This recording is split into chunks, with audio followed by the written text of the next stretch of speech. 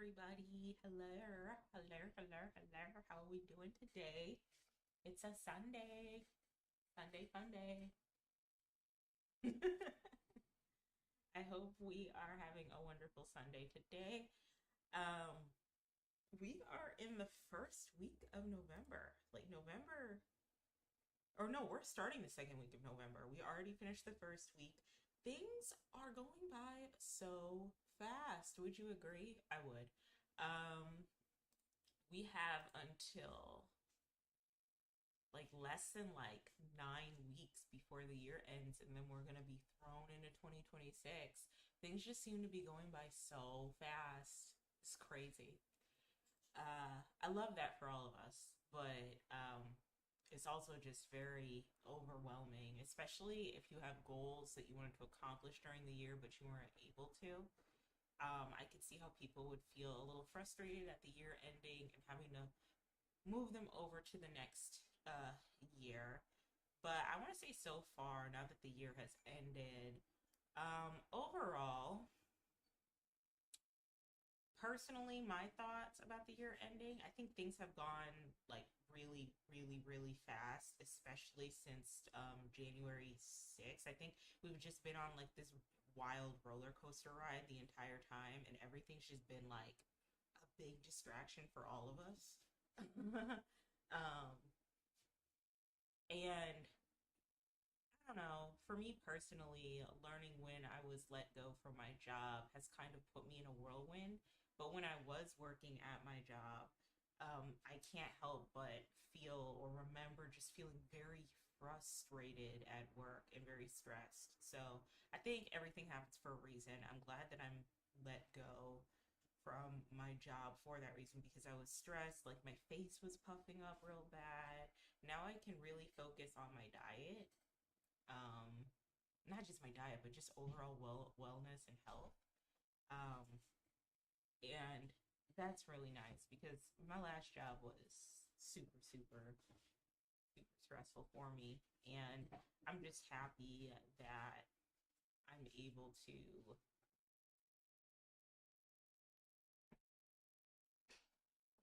take some time out to myself to just relax and calm down. So there's always that. I have big plans in the next couple weeks, so I want to say from the week of the 16th to the 22nd, I am not going to be here. I'm not going to be streaming. So just warning you guys, I'll probably put a notice up letting y'all know that I won't be streaming, but yeah, I'm not gonna be here. I'm gonna be busy doing other things. Um, I've also taken the time to edit my last episode of Hey X is What's on Your Mind, but but that's gonna be coming out sometime this week. I wasn't able to get it done this weekend, so it's probably gonna come out this week. Just to let you guys know, they're a little long, so I might have to shorten them into maybe 30 to 45 increments. I've seen people post the whole podcast that they do on Patreon, and then they post clips on their YouTubes. So I could do that, but for now, I have to figure out a way because editing about 120 90 to 120 minutes of content is a lot for me right now. That's a lot. And then adding pictures and then making sure I'm editing all the inappropriate words that I need to for YouTube, and then making sure that I am adding all the imagery and that things make sense, and then I'm adding any editing content as well. Yeah, it's pretty difficult to do. So I'm gonna figure out whether or not I should just shorten the series or just have that series be like a bi-weekly thing and then fill every Friday with something else. So um yeah, there's that on that. So yes. So let's talk about some quick leading topics before I get into our Reddit Story Sundays. As you all know, every Sunday I have now started to read Reddit stories. Usually I read Am I the Asshole or Am I Overreacting? I really like those stories and I really like giving my input. But for today, I am also reading What's Your Biggest Regret? Something you still can't forgive yourself for. I'm going to be reading that too. Regret Reddits. Hopefully, they are not as dark. They might be a little dark. If they're too dark, I'm probably not going to read them. But hopefully, they can be like a little bit more lighthearted. And then we can go into Am I the Asshole and Am I Overreacting stories. After that, we will start on Tuesdays and Thursdays playing or continue to play The Wolf Among Us. Still don't know how I feel about it yet. Definitely a different change of pace from The Walking Dead. The Walking Dead was a little bit more like intense. The stakes were a lot higher because we're in the midst of a zombie apocalypse and basically rebuilding civilization. But it's still interesting. It's interesting to look up the different fairy tale characters from folklore. I find that fun.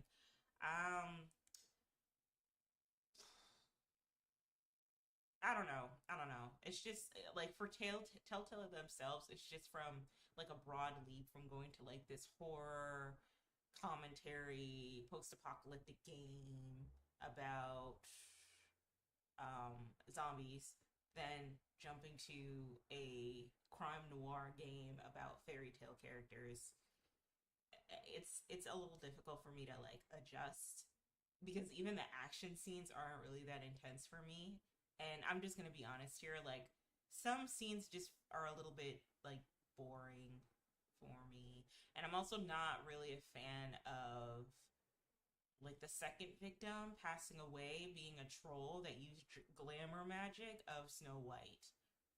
Um, because when you find out who the second victim is, who the severed head of the character is, you find out that it looks like Snow White because the character had used glamour magic to look that way. Really, they're a troll who's a sister of somebody in this like bar in the Bronx somewhere, who's also a troll, who also uses glamour magic to disguise their actual appearance, their fairy tale appearance. And so when you find out the severed head actually came from this troll that bought underground illegal glamour magic in order to make themselves look like Snow White, I don't know, that just kind of took me out of it a little bit. I just wish it was a little bit more brutal where, we got to know Snow White in the first episode and then boom, she's not with us anymore. Her head's severed. You know what I mean? But maybe there's an intricate twist or a commentary they're trying to make with the glamour magic that they use. I feel like the glamour magic in that universe for those fairy tale characters in New York is their version of illegal substances. So, like I see it as the best way I can compare it to is like insulin, especially when Toad at the beginning of the series, he's like, I can't afford glamour magic. The stakes are way too high. I just don't have money like that. And then Bixby is like, oh, well, you're going to have to afford it or we're going to take you to the farm. Maybe the farm is like their version of like, I don't know, alligator Alcatraz. um, and, the troll feeling like they have to get underground glamour magic in order to pass as like, I guess, an attractive princess. So I don't know. It's very interesting. But it's just like not my speed. Like I want something that's gonna like capture my attention, be a little bit scarier. So I think after this game, I'm probably gonna play a game like The Quarry, or like the horror Telltale series. I'm probably gonna play that. I don't know about Dispatch yet. They have some very spicy scenes in Dispatch and some very sexy men and women, but I don't know if I really want to play that yet. I feel like it's not going to be as fun as I want it to be. It does look like Invincible though, and I think that's cool. Um, but it was made by the people who made Critical Role, which I also think is cool. Um, but I don't know if I want to play that. So yeah, there's that on that. So where do I want to start? Do I want to start with UGC creation? Yeah, let's talk about that. Okay, guys. So I've been thinking, and here's the thing. All right, your girl needs money.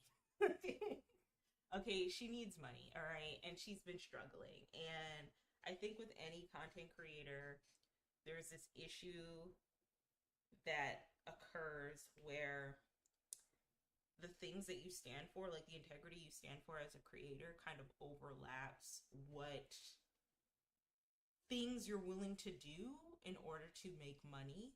For example, a really, really good example of this is think of all of the progressive content creators who have co signed brand deals and have picked up brand deals and sponsorships from companies like BetterHelp and HelloFresh. Like, think of all those creators who, they mean well. Their values are pretty progressive, but are backing companies that are, in theory, very unethical.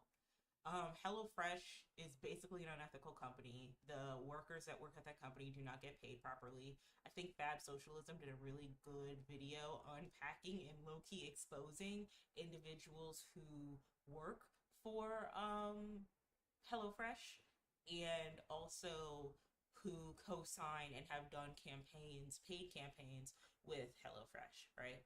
And I'm proud of them for doing that. I'm happy that they did that because, well, we'll get into it in a minute, but it's just like, you know, the paycheck is nice when you get a HelloFresh sponsorship, I imagine, and you spend like about 5 to 15 minutes out of your day talking about why, or 3 to 5 minutes of content in your video talking about why someone should purchase HelloFresh, and you get like a really nice juicy paycheck from it, maybe a couple bands, maybe 5-digit bands. I don't really know. Okay. And that's like nice for you as a creator, but couldn't it potentially be misleading for your audience? And then you also have to worry about like, are you promoting a company that has unethical practices? um, because like I said before, it came out that HelloFresh actually doesn't really be paying their employees like that, and like then you have to question like the ethics of the food and the health of the food. Like, how healthy is this food? I think, what was it, Factor meals had to be recalled. A ton of those meals had to be recalled because there was like a listeria poisoning, and there were influencers, I remember, by the clock on Instagram, on TikTok, on YouTube, promoting meals like Factor or Factor meals in their videos, and probably getting a big juicy paycheck from that. So, like, let's be real, you know what I mean?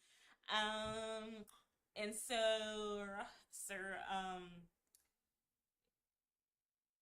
there's HelloFresh, and then there is BetterHelp, which we already know. If you guys don't know what BetterHelp is the company that is basically like a virtual therapist.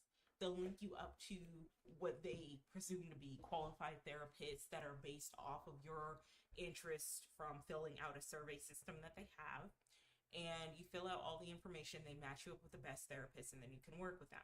I have seen a buttload of sponsorships from content creators, from influencers. Some people got paid the big bucks to have their commercial be plastered on YouTube before the actual video starts for them to be paid as advertisers.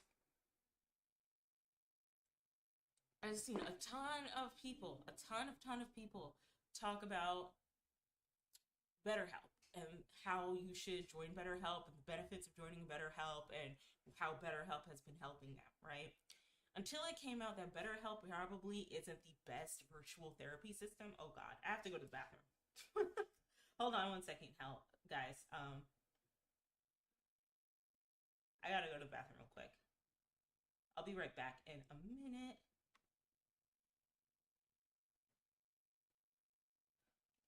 I'll be back in a minute. I just wrote down where I was. All right, be back, guys. Sorry.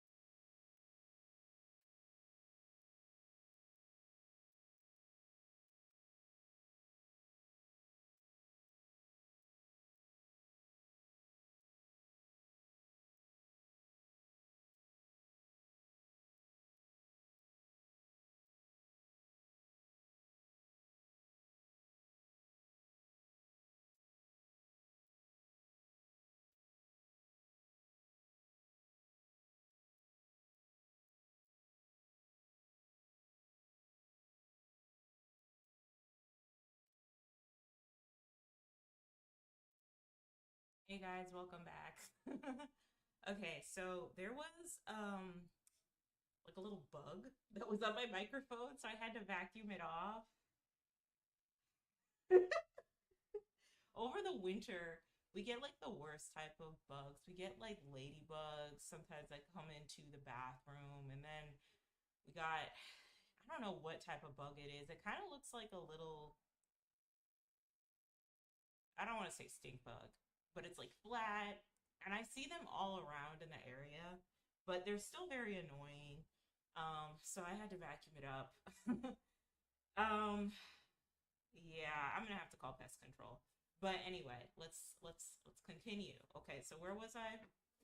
BetterHelp isn't good, and I was talking about HelloFresh, the food pre-made food meal kit that is also not as good either. Like they don't have really good ethical business practices.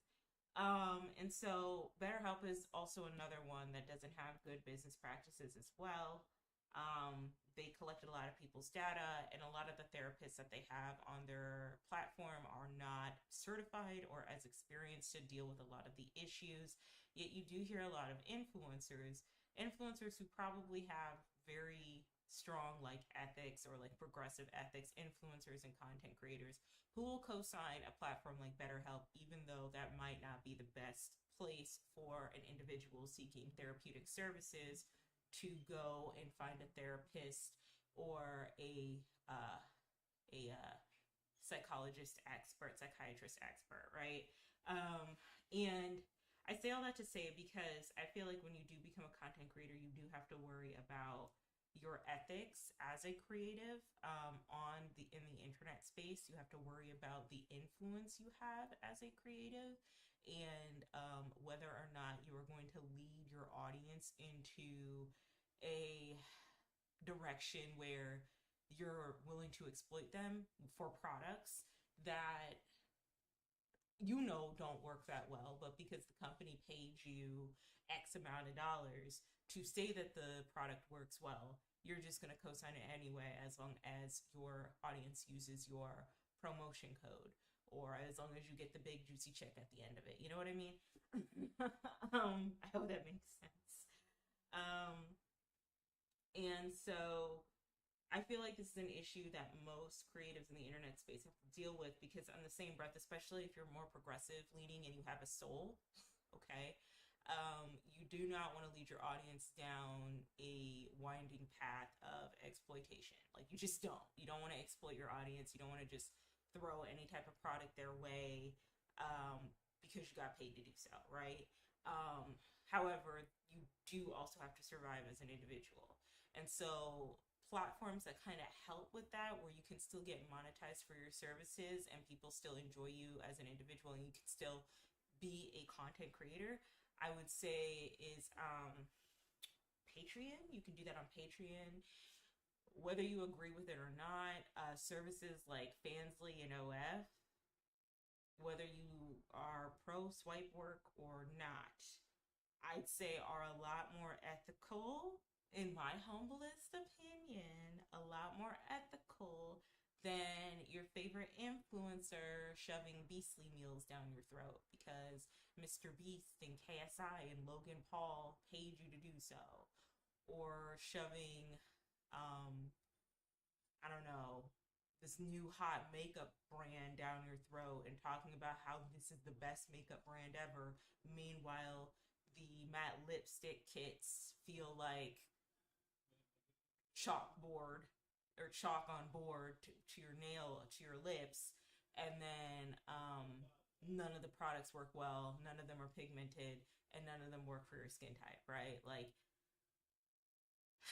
you know, granted, the only exploitation a swipe worker would be doing is with themselves, which you can question the ethics of that definitely. At least they are not scamming a bunch of people out of their like genuine earnest people who look up to you as like a respectable individual voice of reason out of a lot of their money.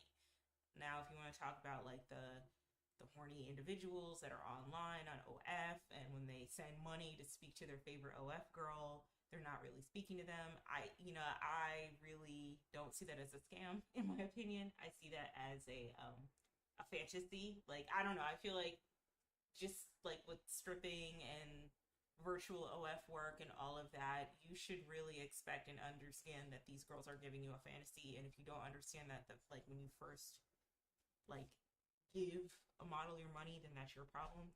Which is why, in my personal opinion, to an extent, I think that being like an OF model or a fantasy model is a little bit more ethical for your audience than it would be if you were like a big influencer and trying to push HelloFresh sponsorships or BetterHelp sponsorships down someone's throat, where you're providing a solution to a problem that most people have.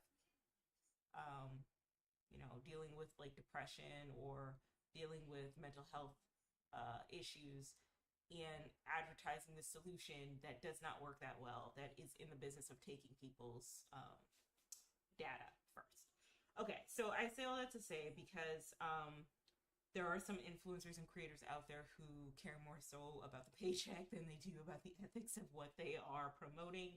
I feel like there's always going to be how do you put it, a conflict between your ethics as a content creator versus how you're going to be making money. With the exception of platforms like Patreon, where you can make money from doing the things that you like to do, but even then, Patreon most of the times doesn't pay all of the bills. You know what I mean? Usually, it's the advertisements that a lot of people have in their videos, mixed with like a Patreon, mixed with like AdSense that like usually pays the bills. And so, with that in mind, I know that I am still very, very not like super new as a content creator. I've been here for like 4 years, like chugging at this, but I haven't been consistent, which is why it's taking me a lot longer. And I know in this content creation taking me like a lot longer to see lucrative results, it's going to like the money that I get from it is probably not going to come until like much, much, much, much later in my life or in my career as a content creator, and that's fine. However, I am pressed for money, and I do need money. I am collecting unemployment benefits from my job, thank God. But those aren't going to last forever, unfortunately. And I don't know. I feel like this country isn't acknowledging how tough it is for everybody to exist right now on either side, on both the left and the right, or the Democrat centrist and the Republican conservative. Like, none of them are like really addressing how difficult it is for all of us to survive. With that in mind, Mama needs some money, and so she's been looking at different resources in order to make money. And I heard about UGC, user generated content. That's a way to get a lot of like good gig work where you just make advertisements for companies to use, and like that's their own video content that they can use over and over again. So I feel like I'm just gonna do that or try to take a stab at that just to have something come in until I find another job. And then when I do find another job, I feel like I'm probably going to just keep doing that, like as gig work to ensure that I have, some sort of income because, you can't rely on these jobs anymore. As I've said before, the 9 to 5 is getting scarier and scarier. Though I do feel like I believe that a lot of these big companies that are fully investing in AI, in lieu of like eliminating a lot of their human resources, are gonna have a brutal awakening in that they're gonna realize that AI can't really perform thoroughly on an enterprise level in the way that humans can. I do believe that, and I do believe the bubble is going to burst. When it does, I think the job market will level out, but I also feel like it's not going to be that pretty. Like, there's going to be a lot of companies who put all of their money, all of their effort into AI that are probably going to shut down or are not going to hold as much precedence as they once used to. So that'll be interesting. Because like I said, AI can't work at an enterprise level and can't double check, triple check at an enterprise level. And I think a lot of these corporate CEOs want it to in order to cut costs. And I don't think we're there yet. Like, you need multiple guys to make sure that AI is doing its job correctly. Really, what AI could help with is like writing emails, maybe setting up meetings, checking for code if you're a software developer, um, maybe like proofreading some briefs, you know? But AI isn't going to, I just don't think it's going to replace people in the way that a lot of these corporate CEOs want it to. So there's that. The job market's tough. I've said this before, but I'm very unmotivated this time around. I'm just very like over it. Like, I really don't, like, I'm applying to jobs, but it's just exhausting for me. And like I said, one of the reasons why is exhausting for me is because the last job I worked was Ask. It was Ask, and I was desperate, and I moved in desperation. My manager was horrible. I'm just being real. He wasn't a good manager. Though I think I'm starting to like put two and two together, and I feel like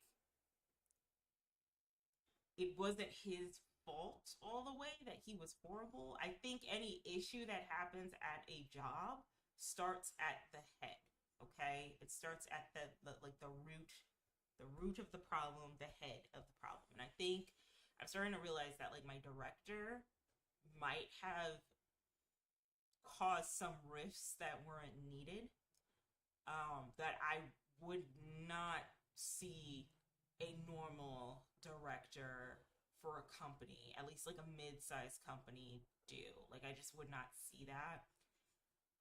So that leads me to my next topic, which is 9 to 5 gossip. Okay, so when I was getting replaced at my old job, all right, and this is just gossip about like some updates that I've seen on LinkedIn from other coworkers I used to work with. I'm just gonna be a little chatty Cathy. I'm gonna yap away. I'm gonna talk about some like work gossip to warm us up into Reddit stories. Okay. So when I was working my 9 to 5 at my old job, and I realized that they were going to replace us with like a whole new team of contractors, I, out of like respect, I was not hostile to the team that they were going to replace us with, because I know that wasn't their fault. You know what I mean? Like, the members that they replaced us with wasn't their decision. It was the higher ups at my company's decision to replace me, or replace our whole team. And so, first of all, when they laid us off, I thought they were laying off the whole team, including the directors and the managers. They were very messy in that they were going to keep the directors and the managers, and they were just going to lay off like the ground floor folks. So like me, the associates, right? And then some of like higher ups in like product development. You know what I mean? And so I didn't know about that until a couple weeks after the fact, because I thought we were all getting replaced. And then my boss told me, no, it's actually just you guys, the manager for front end development and for user development, that we're staying. The director, we're staying. I'm like, oh, that's crazy. Hello. Hi, James. How are you? We're talking about 9 to 5 gossip. And so I'm like, why? Like, that is incredibly unprofessional. Like, one thing about this last job is that the onboarding process was super unprofessional, and then the let go process was very unprofessional and unclear.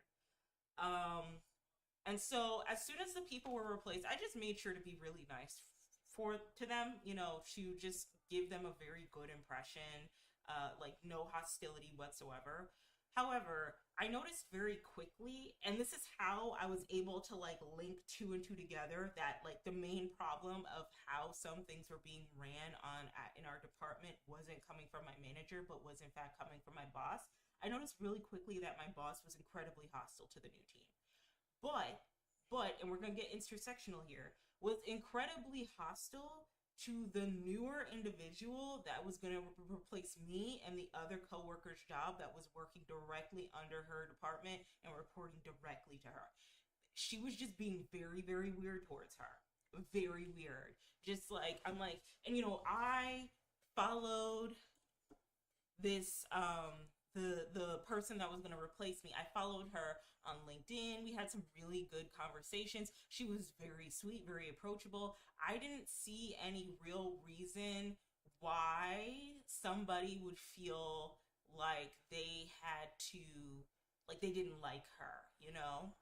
Um, and her biggest reason, and I would even tell her, like, hey, so and so, she looks great. You look like you're going to be in good hands. Like, her portfolio looks amazing. She already is taking all of this initiative for a lot of the projects, which is something that you're very big on. Like, you should be in good hands for the most part. Even though, knowing what I know now for that job, that Pinky from, okay, hold on. Hold on a minute. I'm gonna look that up. Okay, that's anyway, I'm gonna keep talking, but welcome to the stream.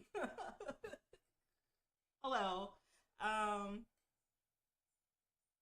anyway, uh it's okay. It's okay. I got to get a new wig anyway. That's funny. Um Going back to what I'm talking about from work. But I was telling the boss, so and so is doing very well. This person that's going to replace us, you're going to be in really good hands. And already she's like, oh, well, I don't really like her. And I'm like, well, why don't you like her? Like, what's the problem? And she's like, I don't really know. All right. And I told you guys I'm going to get intersectional, right? Um, and I could kind of like from the start, like, how do I put this? I don't want to call myself like a self-proclaimed girls girl, right? But like when you're around enough women, like I was raised by women my entire life. I know how they move and operate. I was also raised by very insecure women too. Okay, who they wouldn't admit it, but you could tell when she like poke at them that like my mom was probably a little insecure, my aunts were insecure. I could tell that my boss wasn't a fan of the new coworker, and it wasn't because she just didn't like that her team was getting replaced. It had something else to do with it, right? Um, Working at my last job, I had told you guys that I like to play roles so that I can stay at my job as long as possible, especially in a market like this. So one of the roles I played at this last job was, she would always say, "Oh my God, you're like the little sister I never had," right? And I'm like, sure, if that's how you want to see me as the little sister you never had, that you feel like you have to handhold, that doesn't know any better, that you want to humble every stakeholder meeting that we have and call stupid, like constantly, or hint at the fact that they're stupid constantly to make you feel good. Sure, let me be your little sister, because at the end of the day, I'm trying to collect a check. If you want to feel like, big sis teacher mentor, even though I've gone to art school for 6 years of my life, I know most of these design principles, I know how to do most of these things in my job, but it's really boiling down to you want me to do these things a certain specific way, and not like the general way of how I was taught. You know what, ma'am, just go ahead, go ahead, go ahead. Like, that's fine, that's fine. If you want to feel good about yourself as an individual, sure, let me be your little sister, right? Because something I notice about people like that, right, who are very messy, she was very messy at work. I told y'all, like, I think at the very beginning of streaming, when I first started streaming, that she was like, when I first got onboarded, she was talking shit about the other coworker that directly reported to her with me, the new employee that she was onboarding. Which, like, that's one thing, like, not to sound like classes, I'm not sounding classes here, but like if you're working in like customer service or like a call center or like in retail, like that seems like a little bit more common. You're gonna get people from like all walks of life, more or less, people with a lot of experience in those departments, and then people with very little experience in those departments, right? But in this case, we're working in like a corporate structure, and I don't know. A part of me just feels like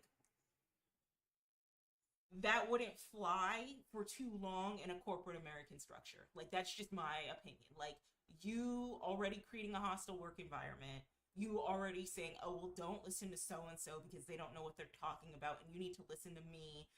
Just very toxic teaching practices, very toxic leadership practices, right? And then when I called them out on it, and I don't care. I've been out of this job for like 4 months, right?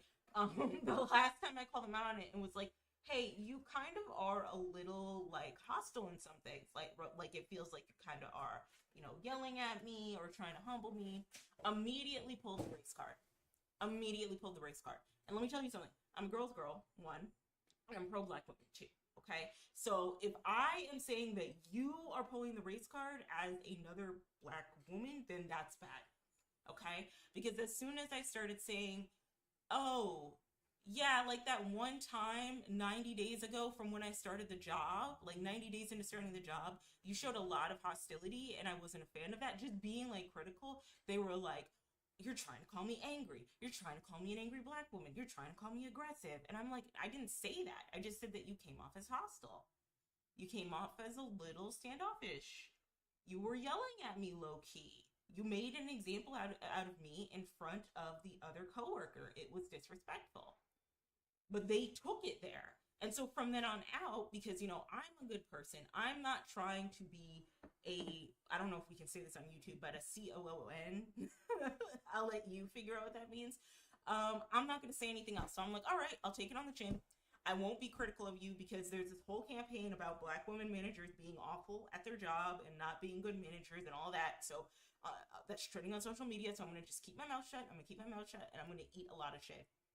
And the shit eating got worse. The shit eating got ruder. She was dragging me a ton. She was also under investigation at the job because another coworker who had gotten laid off, basically said, or fired. They fired him because I guess he wasn't doing his work. Basically said that that boss was calling them stupid all the time, and so an investigation was opened up. And then the other coworker, the same coworker that my boss told me not to listen to because they don't know any better and because they don't do their job right, and just being a messy person about the whole situation as a boss, was like, she was like that coworker was like, oh well, I'm stupid, like I don't know any better because I'm stupid.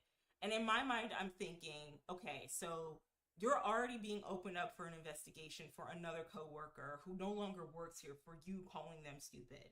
This other coworker that you've worked with says that they are stupid.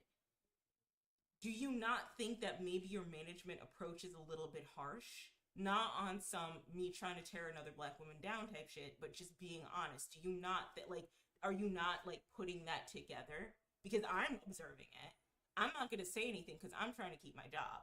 Even little things she told me within the first couple weeks of working there, right? Basically, like, you better do everything correctly or you will be fired from your job. Out of her mouth. Out of her mouth. You're not supposed to say that. You're not supposed to say that. Even joking about it when I had difficulties onboarding. Well, you don't want to get fired, do you? You're not supposed to say that.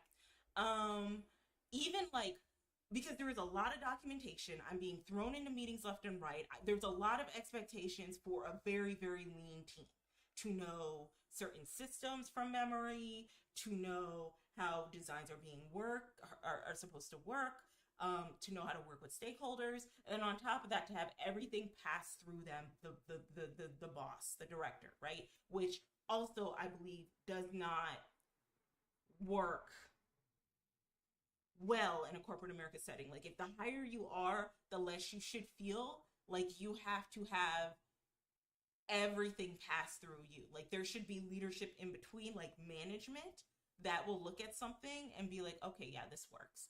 So we were working very lean. There wasn't a lot of people.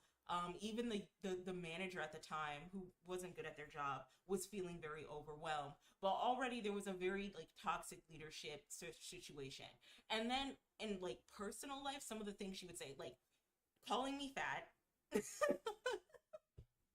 calling me fat, um, trying to figure out my financial situation that I did not admit to them at all, trying to figure out who my partner was after they told me that they were married, and say little things like, "Oh, are you going to be one of those people that's going to be married to your partner for like 15 years, or are you going to be one of those people who's going to be married to your boyfriend for like 15 years, or excuse me, words. Are you going to be one of those people who's going to be with your boyfriend for 15 years and never get married to them?"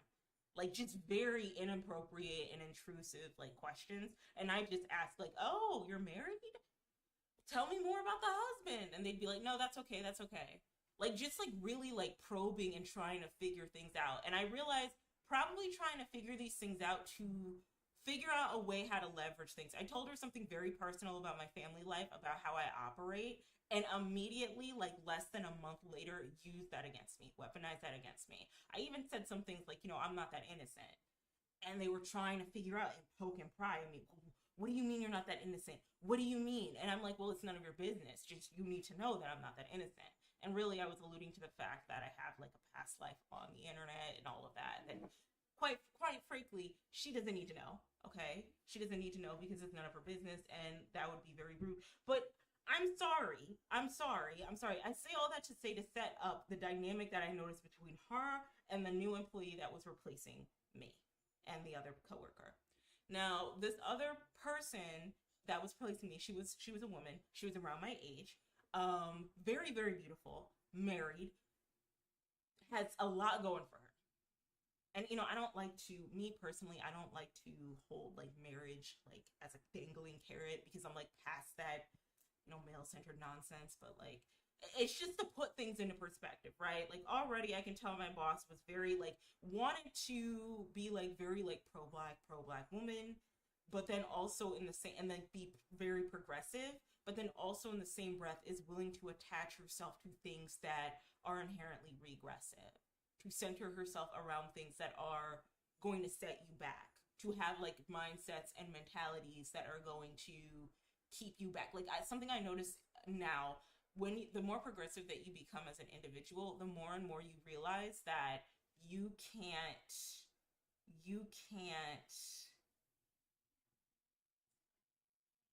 it's going to be damn near impossible for you to want to believe in regressive ideologies. So the more and more progressive I become, the less and less male-centered I become. So, for example, I don't see the benefit of marriage anymore, which means that if you were to brag and say something like, "Oh, you're the type of person who's going to be with your boyfriend for 15 years without a wedding ring," I would turn that around and be like, "Yeah, and what's the problem?" Because I don't see the benefit for marriage. But you haven't done the work to decenter the idea that marriage might be inherently harmful for someone like you, as a woman, as a black woman. Like, you haven't done that work. You think that the prize is saying, "I get to go home to my husband." You know what I mean? I hope that makes sense. So anyway, this new coworker that's replacing me, very sweet. We have really cute, like very nice conversations, very kind, very genuine, already knows how to do a lot of things, and is taking way, way, way more initiative than me and the other coworker did. Already I'm talking to the boss, and they're like, "Oh, I don't like her. I don't like her." And I'm like, "Why don't you like her?" And they said something like, "Oh, well, she was late to one of my meetings."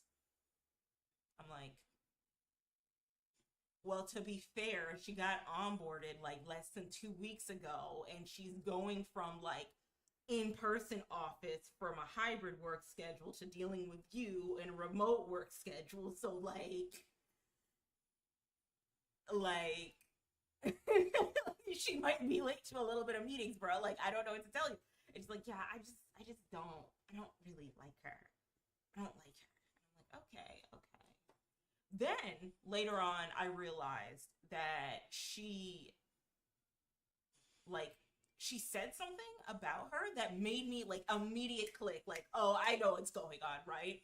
Because this coworker, right, seems like a very well kept woman. Like I said, she's married, which, depending on what spaces, is a benefit for y'all, for you. But like, I don't see a benefit to marriage. But like, she's married. She has a nice house, she has a nice husband, and I found out that her husband earns a lot of money. Like, he has a really good job, so she's like well taken care for.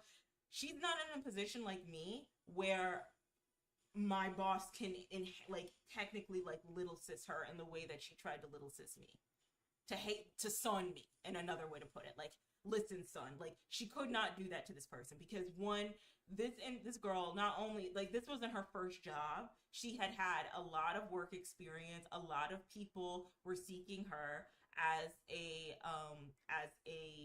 professional, right? But already my boss is like, oh, well, I just don't like the work that she does. It's not good enough. And then with that, I realized with her saying, like, I don't like her work. It's not good enough. She's not a strong professional in her field. I realized that as soon as they replaced the whole team with new people that she would have to train, that almost everybody wasn't good enough. Which already told me, like, made me question, like, what are you looking for? Are you looking for people to help develop a product, or are you looking for graphic designers and web design? Because those are two different things. If you're looking for someone to make a design look pretty and functional with a tight deadline and a tight group, like a tight knit set of workers, that might be a little difficult. Okay, we're not Apple. We're like this, like, mid-sized e-commerce company. You know what I mean? Like, we can't do things in the same way that Apple does. I know your standards are very high, but at this point, the company has been cycling through 3 to 5 batches of teams over the past 5 years. You're going to have to work with what you can get. And so if every single person, professional that you are hiring in your department, you're saying not good enough, not good enough, not good enough, not to my standard, but these are people who have some like 10, 15 years of experience, 5, 6 years of experience, and have been able to migrate from business company to company just fine. At some point you have to like what are you looking for? Like, where is your leadership like aiming towards? Like, what do you want people to do things in the way that you envision them, or do you just want people to do things well enough for you? You know what I mean? Or well enough to get the job done. Do you want things perfect? Do you want perfection, or do you want finished? And I feel like with a company that has tight deadlines, with a lean team, it's going to be harder and harder for you to get perfection without deadlines and roadmaps being moved constantly over and over again. And with this new team, it showed, right? Already saying, oh, they're not a good designer, they don't have design chops. Mind you, I thought they killed it during stakeholder meeting, taking all the initiative that they need to. I already knew the boss wasn't teaching that person or training that person in the way that they should have. Just being like, I would give them direction on what to do when they were out of the office for a family emergency. And I would give the new coworker, this girl, direction. And she would do the things and then have to tend to other things in the job because, surprise, surprise, she's onboarding and she has other obligations. As soon as my boss comes in, she's like, well, she didn't do any of this right. She didn't try. She didn't come up with a bunch of variants. She is not working hard enough. Would you agree, Exis? Would you agree she's not working hard enough? And I'm like, huh? Like, is that the conclusion you went to? Because you decided to work this one project 5 different ways. Mind you, the roadmap done changed 50 times, 50 some odd times, okay, during this whole like refresh that we're doing. Would you say that a lot of what you're doing or not doing is the reason why things aren't being complete? Like, you trying to be like so hell-bent on perfection is the reason why a lot of things aren't getting done. You stacking on projects for employees to do in a non-agile manner, mind you, which if you work in the tech space, you know what agile is. Do you not think that might be the issue? That the roadmap keeps changing and you keep demanding way more than the team can handle? You're working with 2 direct reports to get these really big projects done. You're having people from other companies, other professionals from other companies who are used to folks, having like a more mature team to help them through certain situations. Do you not think that maybe the micromanagement of it all is not helping, right? And then on top of that, you're not training this new employee. I know you're not training them because you keep coming back and forth. And this is when I realized that they were actually probably the individual who was causing a lot of rift and divide and siloed behavior at the company, because immediately they started talking shit about me to this new girl, right? And the one thing that I remember that she said that like really, you know, kind of was a light bulb moment of what was going on is she said, "Oh, well, I'm not really a fan of her, like to me personally." And I'm like, "Why aren't you a fan of her?" And she's like, "Oh, well, oh, well, she just shares too much of her business. Like she can just keep that stuff for herself. She just talks too much. Like, you know, it's not everybody's business. Like, keep it to yourself." Now, why is my boss saying this? Because this coworker, to celebrate her husband's like birthday, I guess his 30th or something, they were gonna go to like this big fancy island, and in their absent notification that you have to put in work on Teams in your calendar, she said, "Oh, I'm going to this place for the weekend or for the week, so I'm not gonna be here. We're gonna be celebrating." And that's when it clicked. That's when I was like, "Oh, I know what's going on." as someone who's had like a kind of like girl radar for a minute, I was like, "You're hateful." You're hateful. You're jealous. That's what's going on now. You're hateful. You're jealous because this girl is, and if you're not jealous, at the very least, you're hateful because this girl is living her best life, some all decade younger than you are. Like, let's just be honest. And you don't like the fact that she gets to, like, she is in her soft girl era. Like, you don't like that. And like a lot of the stuff that you've been dealing with have not been giving soft girl. Even though you're married and all of that. Like, it hasn't been giving soft life. It hasn't been giving soft lady. It hasn't been giving soft. And I think the reason why they could tolerate me is because I positioned myself in a way where I was getting stressed, where I actually looked like I was stressed. I did not feel like my most attractive at that job. You know, like I said, she pinpointed about my weight and saying that I was getting a little fat and all of that, which was incredibly rude, something that you do not say. That I'm pretty sure the other employee that opened up an investigation had had admitted to the company. So just very unprofessional type of energy, things that you would not say in a corporate workspace that could be incredibly hurtful, right? And so I was like, your problem with this person isn't because they were late for one meeting, isn't because they weren't working hard enough. Your problem with this person is that they are living a much better, softer version of life than you could ever imagine.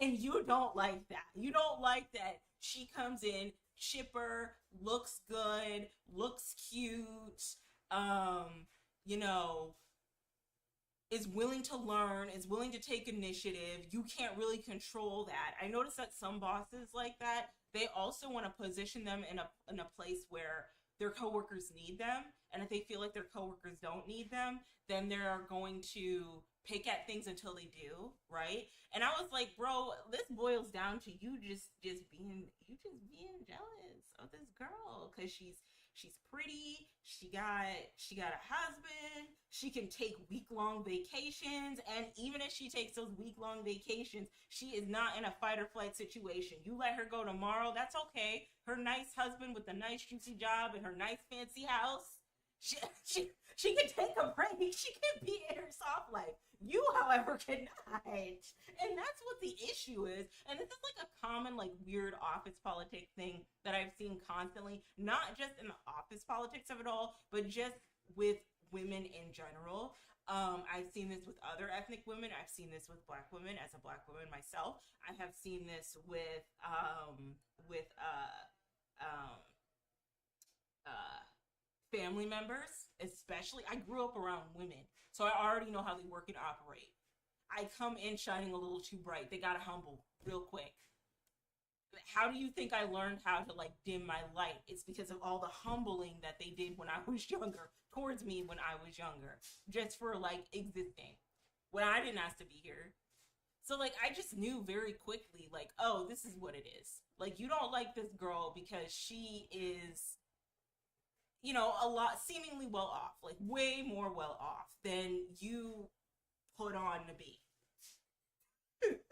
And so I say all that to say that I think that somewhere like a couple months ago, or a couple months ago, one of two things might have happened, right?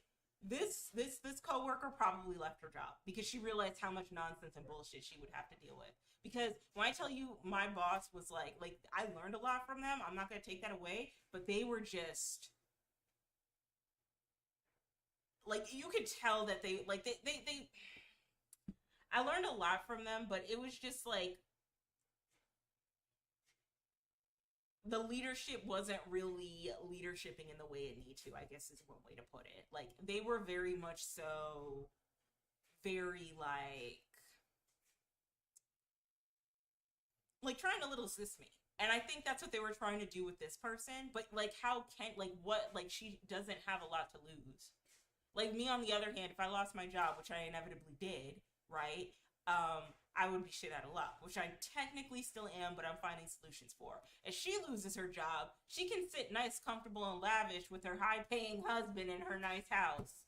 And she's not ashamed to admit that. And you have a problem with that. My boss had a problem with that. Like it was just clear as day. You don't like this girl because she's shining too bright. And this happens a lot. This happens in ethnic households with other women from different generations when they see that the generation ahead of them has their whole life ahead of them and is doing seemingly better. It happens in the workplace when you see somebody who's making different decisions, making different health choices, just doesn't look like their struggle.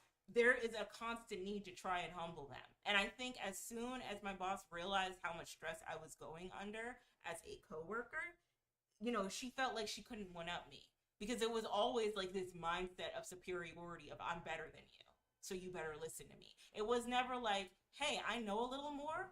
It seems like you don't know enough, or it seems like you don't know a lot. So how about I teach you some things? It was always like, well, how could you be so stupid? Like this is common sense. Why don't you understand it? Why doesn't everybody understand it but I do?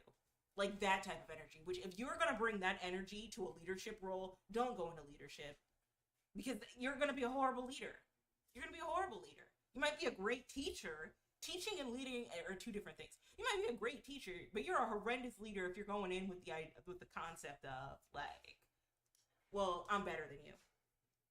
And then when you meet someone who's like, well, I disagree, or I don't think so, or they show indications that they might be a little bit better, or like their solution to doing things is a little different from yours, and it might be working more successfully than yours, or just well enough as yours. Now there's a problem.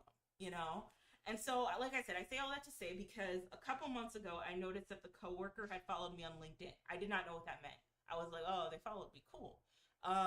It still showed that they were working at my company, and I was like, oh, that's nice. But today I found out that they actually picked up a new job. That they're not like they got onboarded to a new company, which has convinced me that one of two things has happened. They got very like, and this is just me being hypothetical and messy because I can, and it's my platform. Either she left the job because really, like I said, she don't need to work there, right? Um, or she was just keeping her head down, quiet, found a new job so that she can go work that new job. Because she like when she was onboarded in like June-ish, and it's November, so she didn't even last like a whole 4 months. And like that's not on her part, like that's not her fault. It's on the fault of, I feel like, leadership. Not just leadership, but not just like my direct report leader or the leadership I directly reported to, but also like higher up leadership, thinking that if they keep cutting things in the name of efficiency, that things will get done better, when in actuality it won't. And then I also think it's a lot of the micromanaging of my boss or my ex-boss that, things didn't get done in the way that they needed to. I also realized that a lot of the reason why my coworker stayed at that job, it's probably because she had low self-esteem. Like those type of people, they pick at individuals who have low self-esteem. And if they can't find those things, then if they can't like figure out like if they can't pick at you for the low self-esteem that you automatically display, they're gonna start finding things and using it against you. Like I'm not stupid. I wasn't born yesterday. I know exactly what those type of people do. And I mean the leadership style was toxic as fuck. Toxic as fuck. I mean berating, calling me like stupid. And then I even noticed because I don't think my manager would have been as awful of a manager if he had different forms of leadership. I knew for a fact that they were talking shit about me to the manager who wasn't doing their job. Oh, I know for a fact. So that, and then every stand up trying to make an example out of me, trying to be like, oh, you're behind in your ticket, and then in less than like 72 hours, I'm no longer behind, pulling me aside in chats and being like, hey, you're doing this wrong. Exis is doing this wrong, guys. Don't do this. Like some people, I know the juicy paycheck is nice when you get into like these leadership and higher up roles, but y'all really gotta like check to see whether or not you actually have the resources and if you're good enough to be in these roles of leadership. Because yes, that juicy 6-figure salary, that 150K, that 170K a year salary, okay, is nice, but are you good at your job? Are you stressed and overwhelmed, and is it trickling into your other employees? So yeah, I'm happy for the new coworker or the new worker who replaced me that found another job. I'm gonna reach out to her. And I have almost nothing to say I have nothing to say, nor do I have anything for my boss in that last company. I will always remember when I was stressed out about how to find another job and what I was going to do and how I was going to navigate this like job market. I remember fondly my boss pulling me aside and very harshly saying that I needed to get my shit together as if I did not lose my job. And trying to give me like this toxic positive narrative of like, you know, it's all about the mindset. You have to be very positive. You have to think positively. That's something that I've always done. Exes, get your shit together. I will always remember that. And I knew for a fact that after I left the job that we would probably never be connecting again. And I think what's very sad about the whole situation is that I think she wanted a connection with me, and that's what I'm good at doing. I'm not being like, this is not me being arrogant, but I've been told before that I have like an essence about me that makes people feel super close to me, like connected to me. I don't know, like I've gotten it from my family, I've gotten it from random individuals that I hang out with for a little too long. I'm just that type of person, I guess, but I'm also very ruthless. And if you piss me off, you're probably never gonna see me again. Like, you're just never gonna see me again.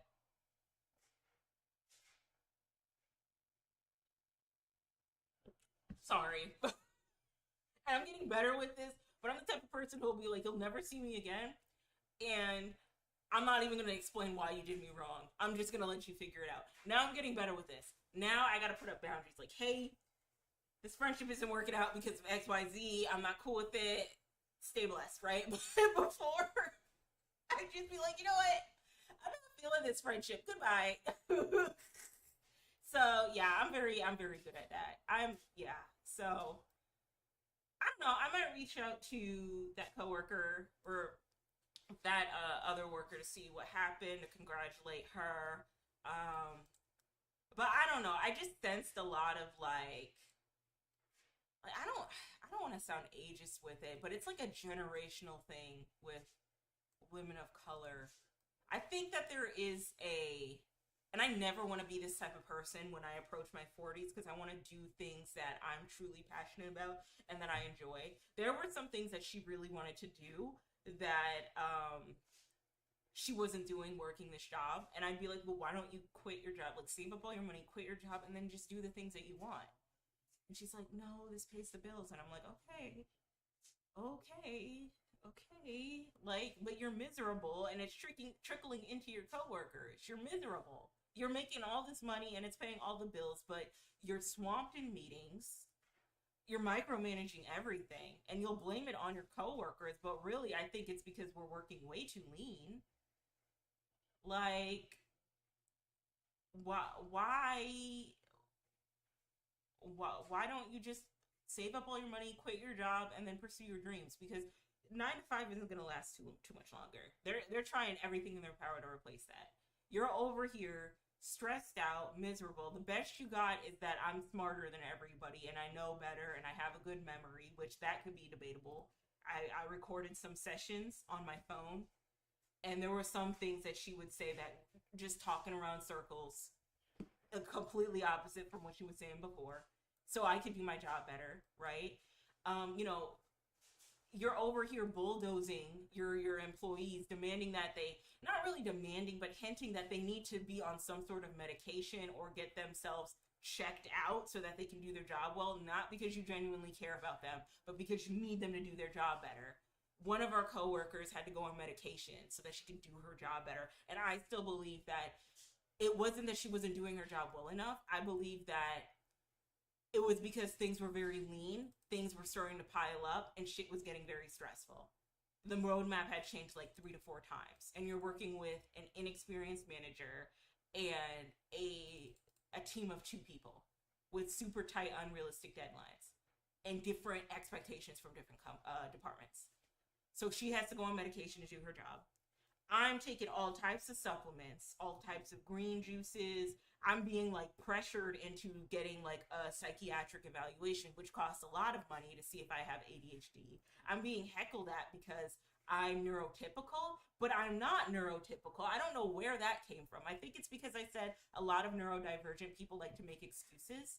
And like, why would I not say that if I wasn't neurodivergent myself, right?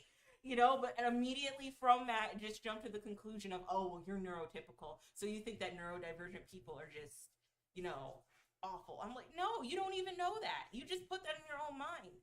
And then you pressure me after you feel like I'm not doing my job properly, not because your manager isn't doing their job well enough to lead me in the right direction, but because you feel like I'm not doing my job properly, you're pressuring me into getting psychiatric help to screen me for ADHD.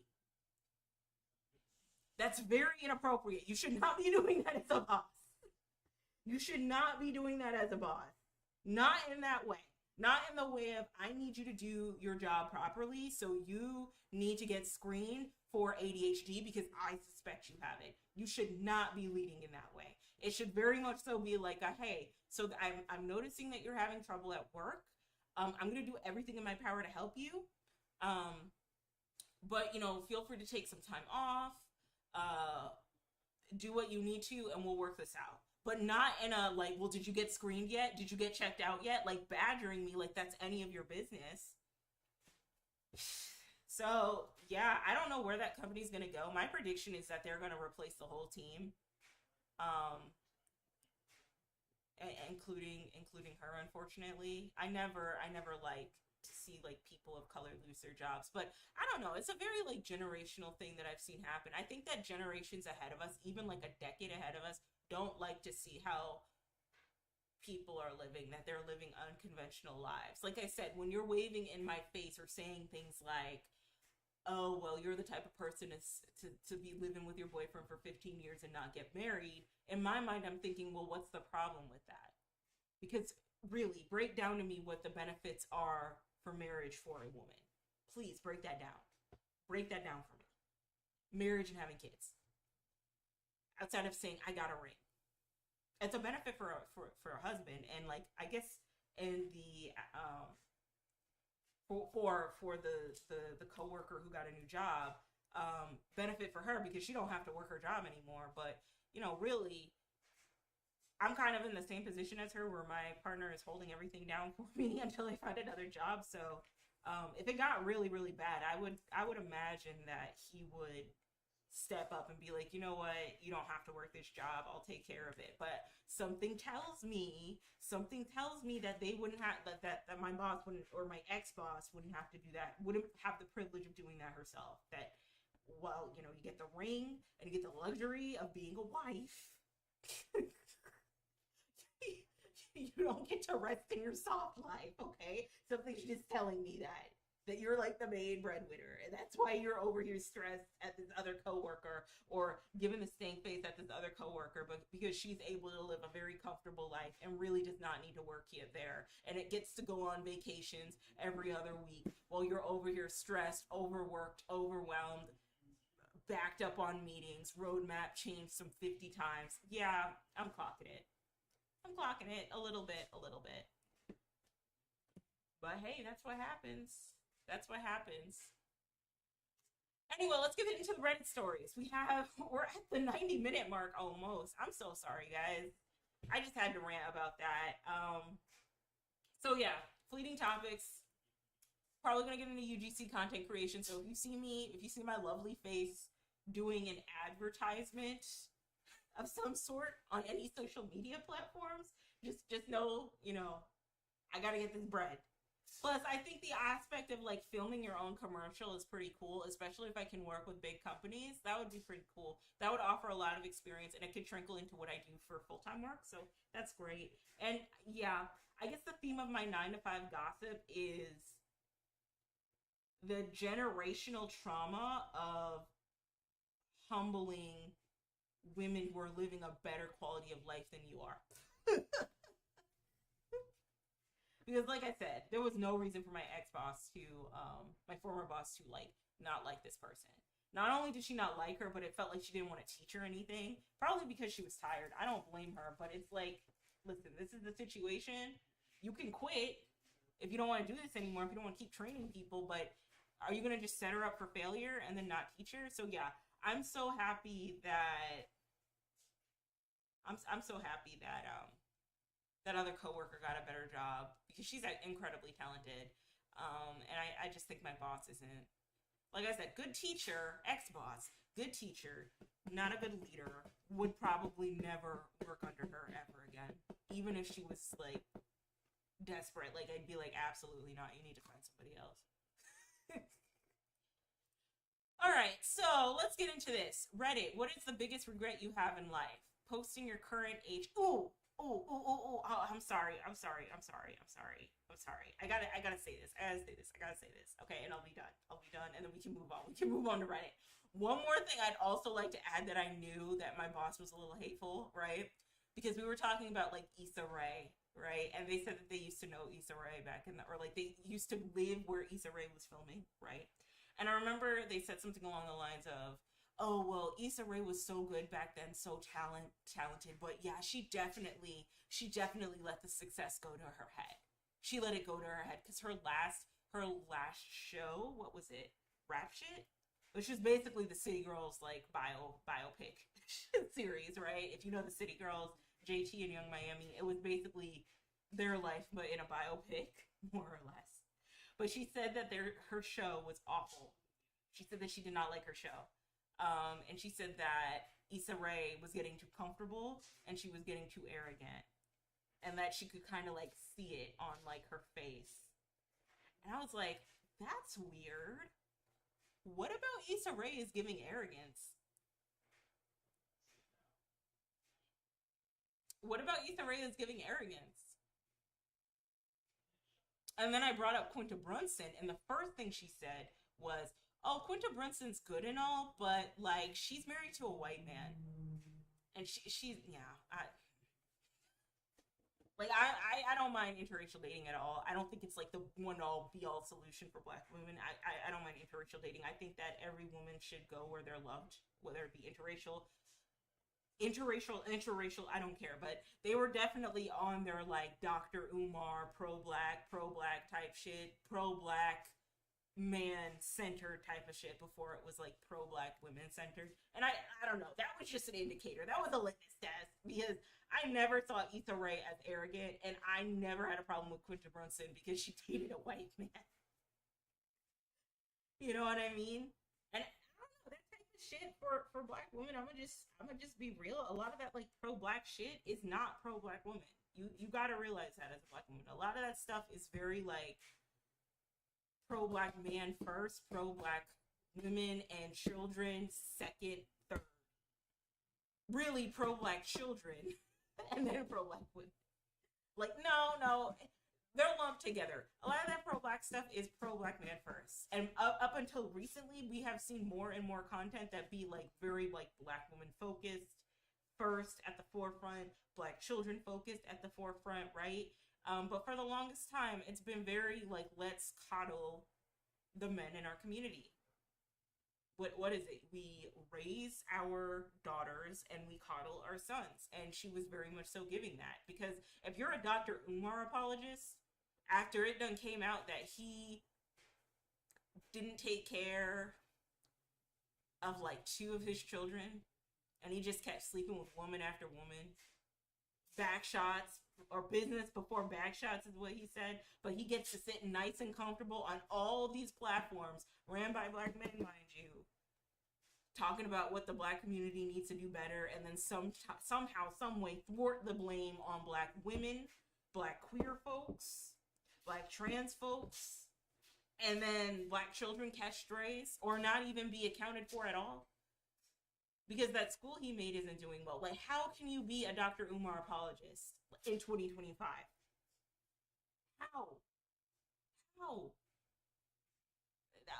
That was an indicator. You humbling Issa Rae and Quinta Brunson, finding something to pick at them for, but then not seeing anything wrong with Dr. Umar, indicator. That was a litmus test. That was a litmus test. Okay, let's get into this. All right, Reddit. What is the biggest regret you have in life? Okay, so this person said that their mother passed away. That's unfortunate.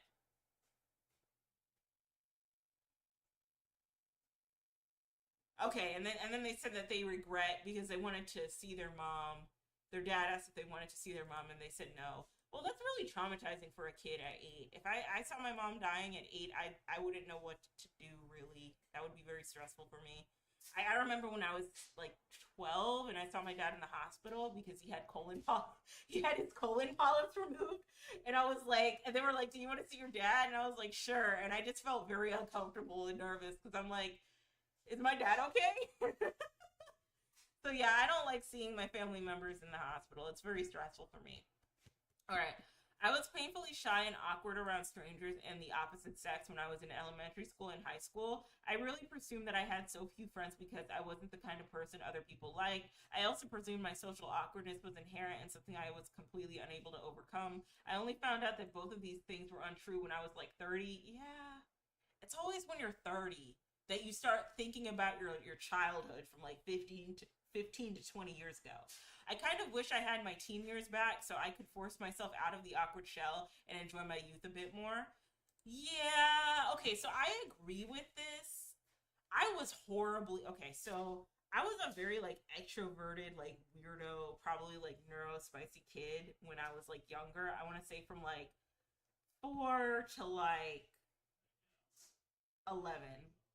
And then I would do this thing where I felt like I didn't have any friends. Like I felt like I didn't have enough friends, or I couldn't like get along with the other kids, and I'd always cry about like not having a lot of friends.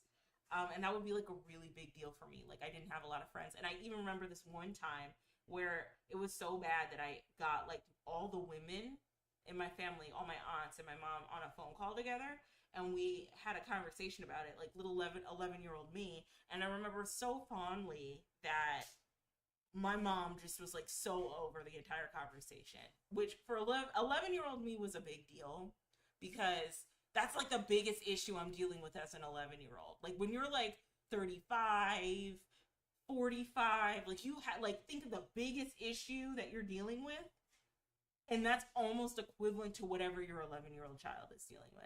And so again, another reason why I'm like a little bit like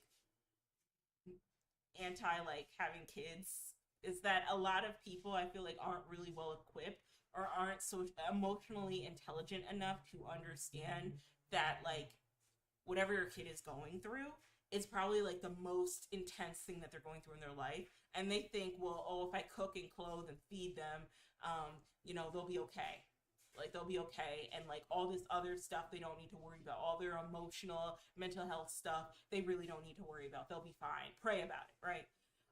And so I just remember having that conversation with my mom and my aunts, and them being like super tired of me and like annoyed by me because was expressing the grievances I had at school. And I don't remember not one person ever saying, hey, I know this is really intense for you right now, and I know it's hard, and I'll be there for you, but it will get better. Like, it felt like they weren't trying to resonate with me as an 11-year-old. It felt like I was like this little like object that they were laughing at in a way. And so I completely dealt with this too because I want to say 12 to 13 years old, I had a laptop, my very first laptop, and I started getting involved in internet community spaces, in forums, in social media platforms. I want to say the first social media platform I had was a DeviantArt, and this is when I started to inch further and further away from like human validation and replace it with virtual validation, which is not good. You should not want validation from anything. You should just do things for yourself. But that's when I was getting more and more withdrawn. I'd always have this idea like from like middle school to high school, things would change because there would be more kids to hang out with. I wasn't dealing with the kids that knew me directly from elementary school, who knew me directly from middle school, right? I went to private Catholic schools my entire life. Up until college. And so everybody who went to the preschool also went to the elementary school, also went to the middle school, also went to the high school, right?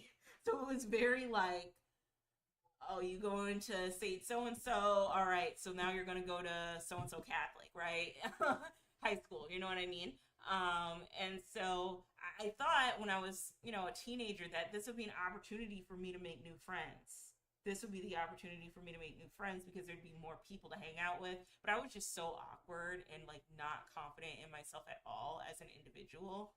And I was like very, very negative. And I'm still to an extent very negative, but not as bad. Like I think positively now, but I'd say I'm a lot more realistic.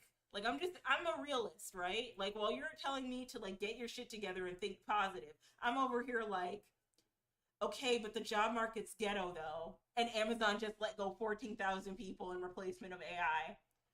Like, it's not me being negative, it's just me being real. Like, let's be real here, okay? Um, and so, uh,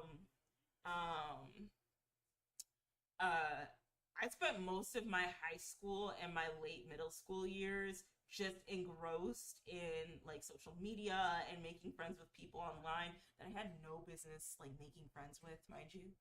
Um, until I went to college and then I like found new friends to actually hang out with, and that was like a whole new can of worms to learn because I had to learn how to be a good friend and how to be a decent person. And I'm not like evil, I'm not an awful individual, but I had my issues because I was sheltered, I didn't know any better. I was on some shit 10 years ago, 12 years ago. 18-year-old exes, if you were to tell all 18-year-old exes all the things that I have done as 30-year-old, as a 31-year-old exes, right, or 19-year-old exes, you would be like, you are fucking kidding me. Like 18-year-old me would be like, absolutely not, I would never do those things. Oh yes, I 100% did, and I don't really care as much anymore. It's just what it is. Like you just move forward. But I don't know, as a 31-year-old, I get so many dreams about me being in high school and me being like insecure and stressed. And a part of me like living in Connecticut just reminds me of just like how, insecure and how much I felt like I had to shrink myself as an individual. Going back to what I was talking about earlier, there is an aggressive need to want to shrink Black women, not just from non-Black people, but also from our own. Yeah, y'all really want to shrink and humble us.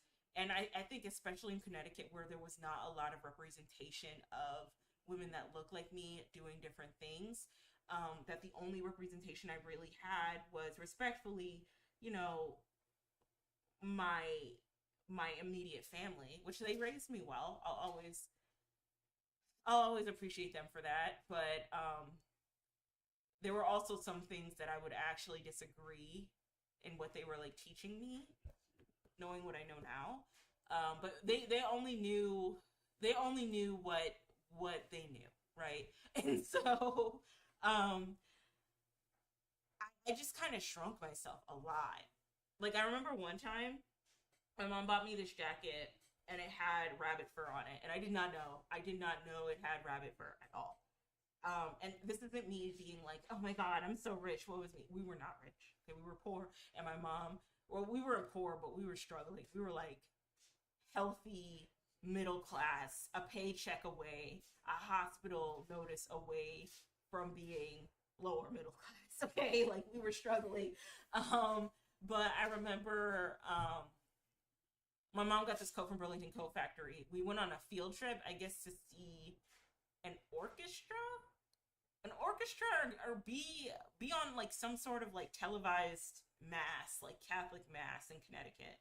And one of my friends at the time, my girlfriends at the time, she looked at my fur coat and she was like, "Oh my god, is that rabbit fur?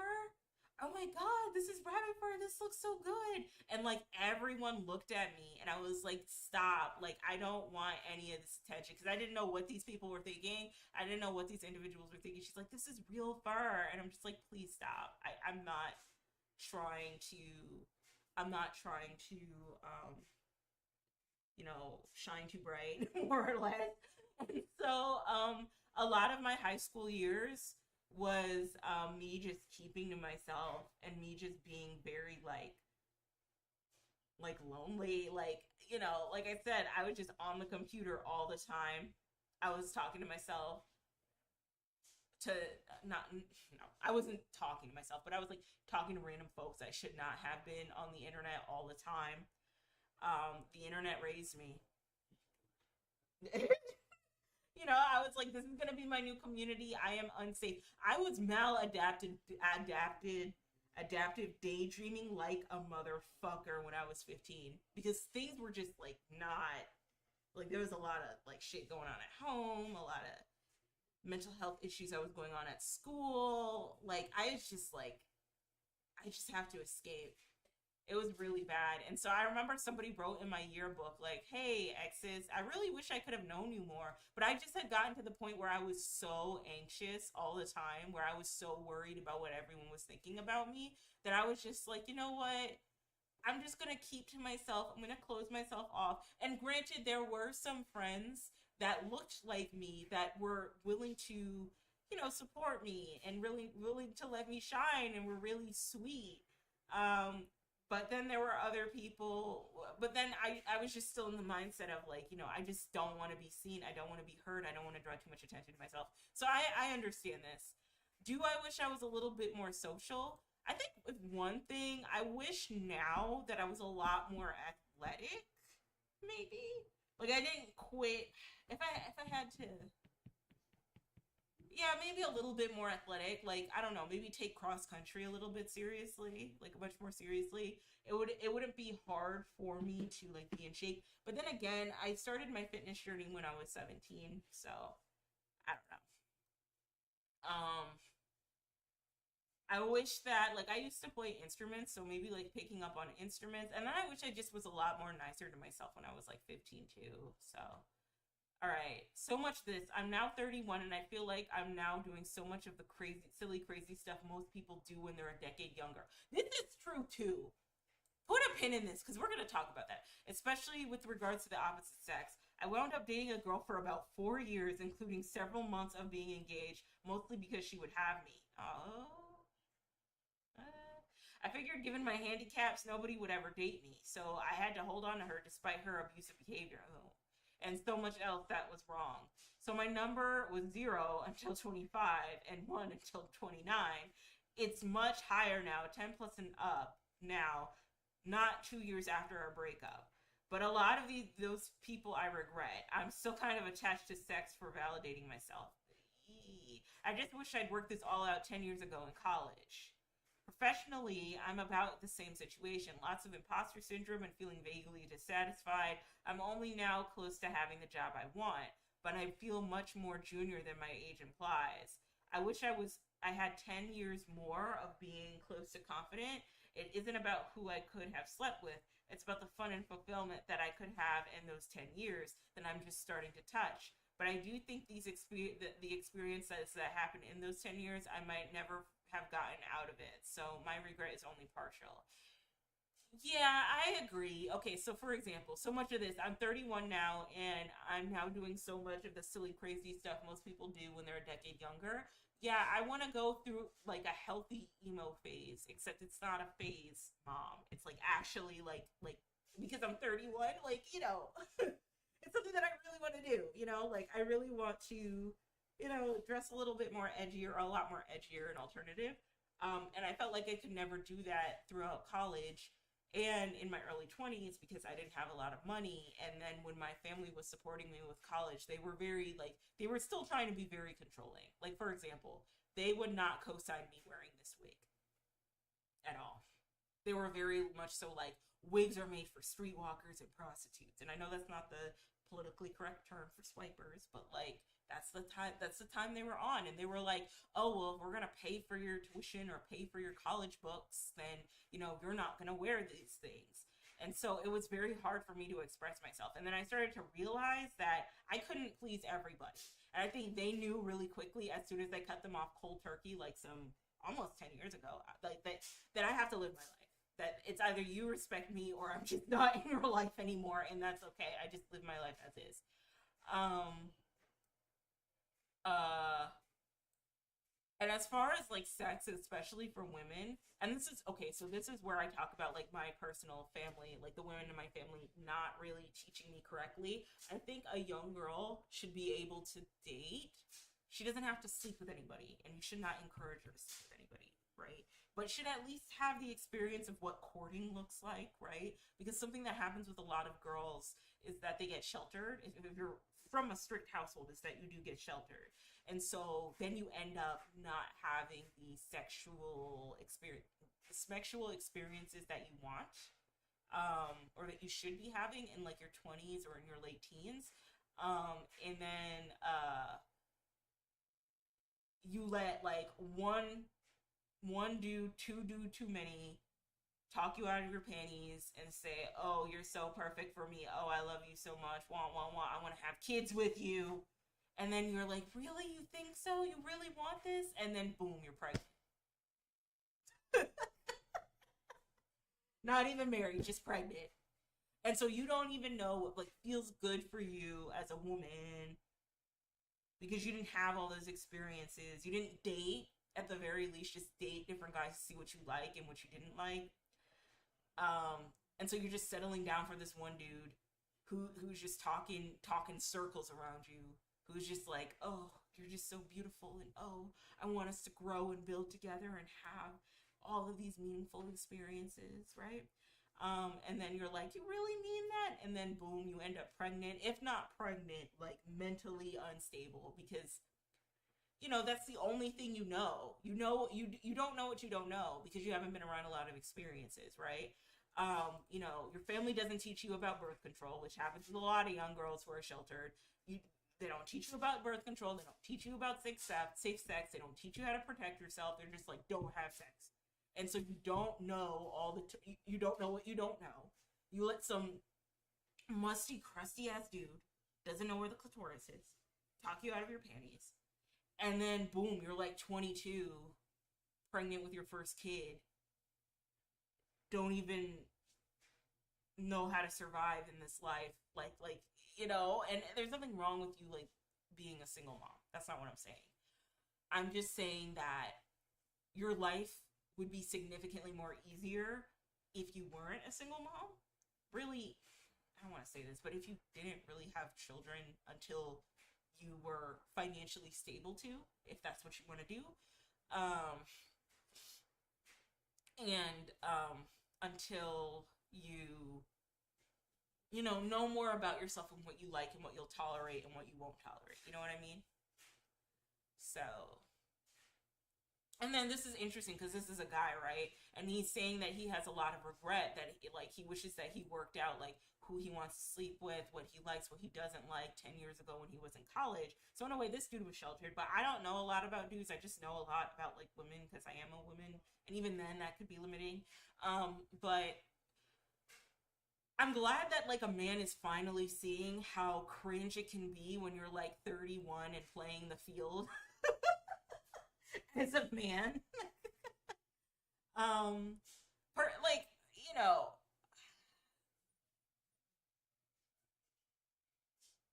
It depends on how you do it, because I don't want to be like anti like smacks positive. You know what I mean? So it really does depend on how you do it.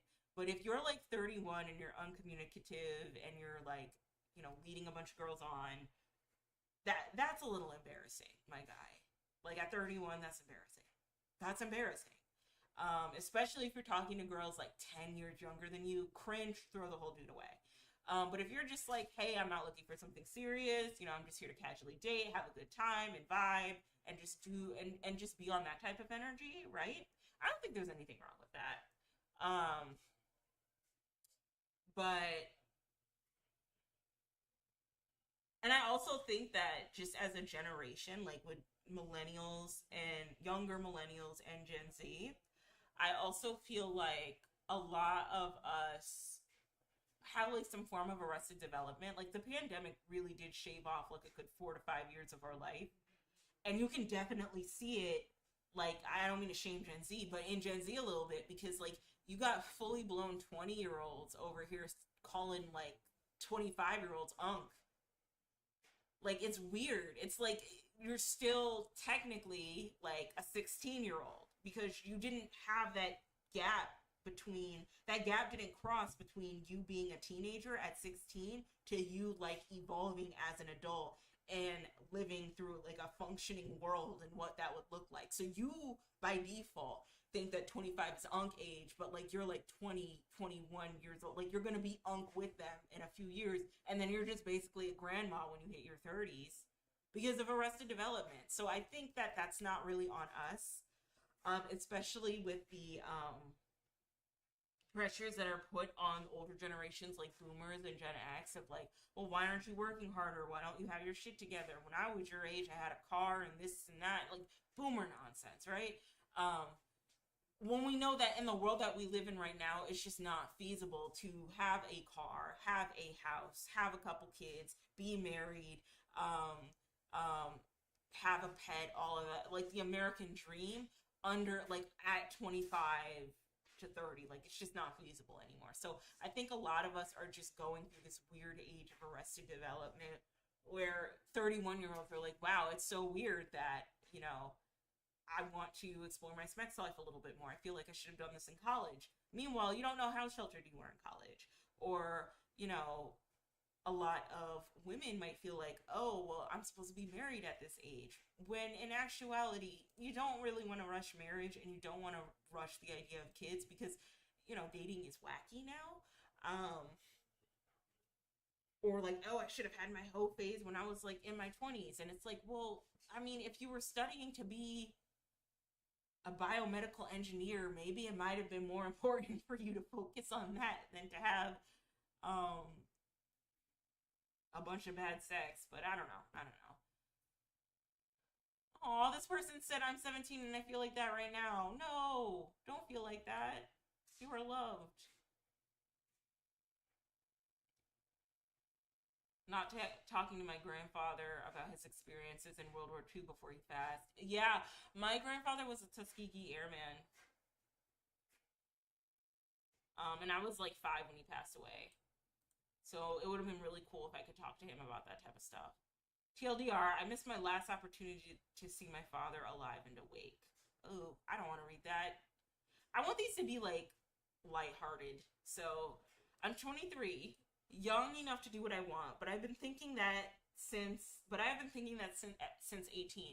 I have nothing to show for those 5 years that flew by, and I had some huge aspirations that I was sure to have conquered by now. Fuck. Edit. Thanks for the wisdom and encouragement. 50 here. Still not quite sure what I want to be when I grow up. Thank you, Colt. Aw.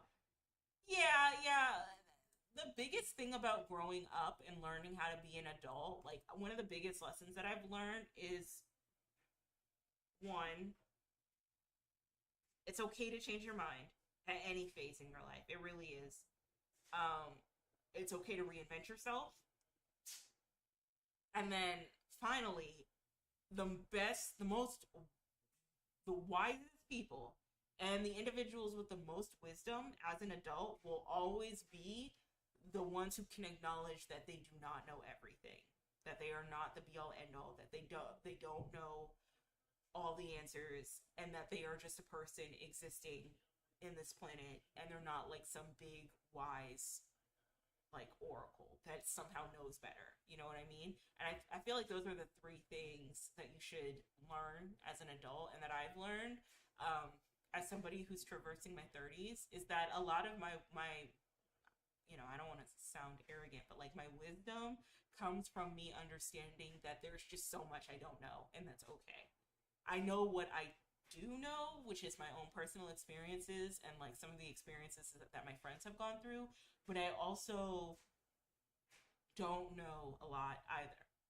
And I think where there is a generational disconnect with like Gen X and boomers is that they always want to present themselves as being way more wiser and way more self-aware than they actually are. And that's why a lot of millennials and Gen Zs and alphas are like tired of them. I don't know if alphas are tired of them, but that's why a lot of millennials and Gen Zs are like sick of them, because it's just like after we saw how this, especially in America, how this country has came to be, a lot of us would argue, well, no, you actually don't know as much as you put on or let on. You actually aren't wise enough. You actually don't have a lot of the leadership qualities that you think you do, and you're leaning on the idea of, well, I'm old, so you should respect me. Respect your elders. That respect your elders nonsense needs to die. I think you should be nice to old people. Like, if an old lady's crossing the street, you should help her. If an old person needs help, like, opening the door, you should open the door for them. Like, I think that's okay. But where I think it's just a little, how do you put it, excessive is when you have the, well, they're older, so you should respect me. And this is something I even notice about like older millennials too, is that they have the mindset of, and when I mean older, like 10 to 15 years older than me, I'm 31, right? They have this mindset of like, well, I just know better. I'm older than you, then I just know. Like, calm down, young blood. And it's just like, you do not know at all. Like, you are in the same boat as me. And not quiet as it's kept, if you're like surrounding yourself around a bunch of young people at your big age of like 45, do you not think that maybe like, I don't know, you should be around more kindred spirits? Like more folks that are your age? Big man on campus? Like, come on. I don't know. That's like the one thing that I've learned is that the older you get, you will find so much peace and understanding that what you don't know is okay, and what you know is enough for the meantime. But never stop learning, never stop educating yourself. But what you don't know is a part of life, and that you can always reinvent yourself. I recently started over at 54. Ooh, divorce, failed business, the whole works. 4 years later, I have a wonderful partner, have started another business, and I'm moving to rebuild what time I have left. Yeah, you're never too old. Just effing do what you have to, and don't let anyone be negative about it. Yeah, remove all the negative people, unless it's like unless you're like gonna lose your life, then maybe you should have like an accountability buddy to be like, don't do that, right? If you're like, I'm gonna be a drug overlord at like 29, like, don't do that. But if you're like, oh, I want to start a UGC business, don't let anybody talk you out of that. I'm 29, and believe me, it's never too late. What kind of aims do you have? I'm 31, 9. It's all bullshit. Just enjoy.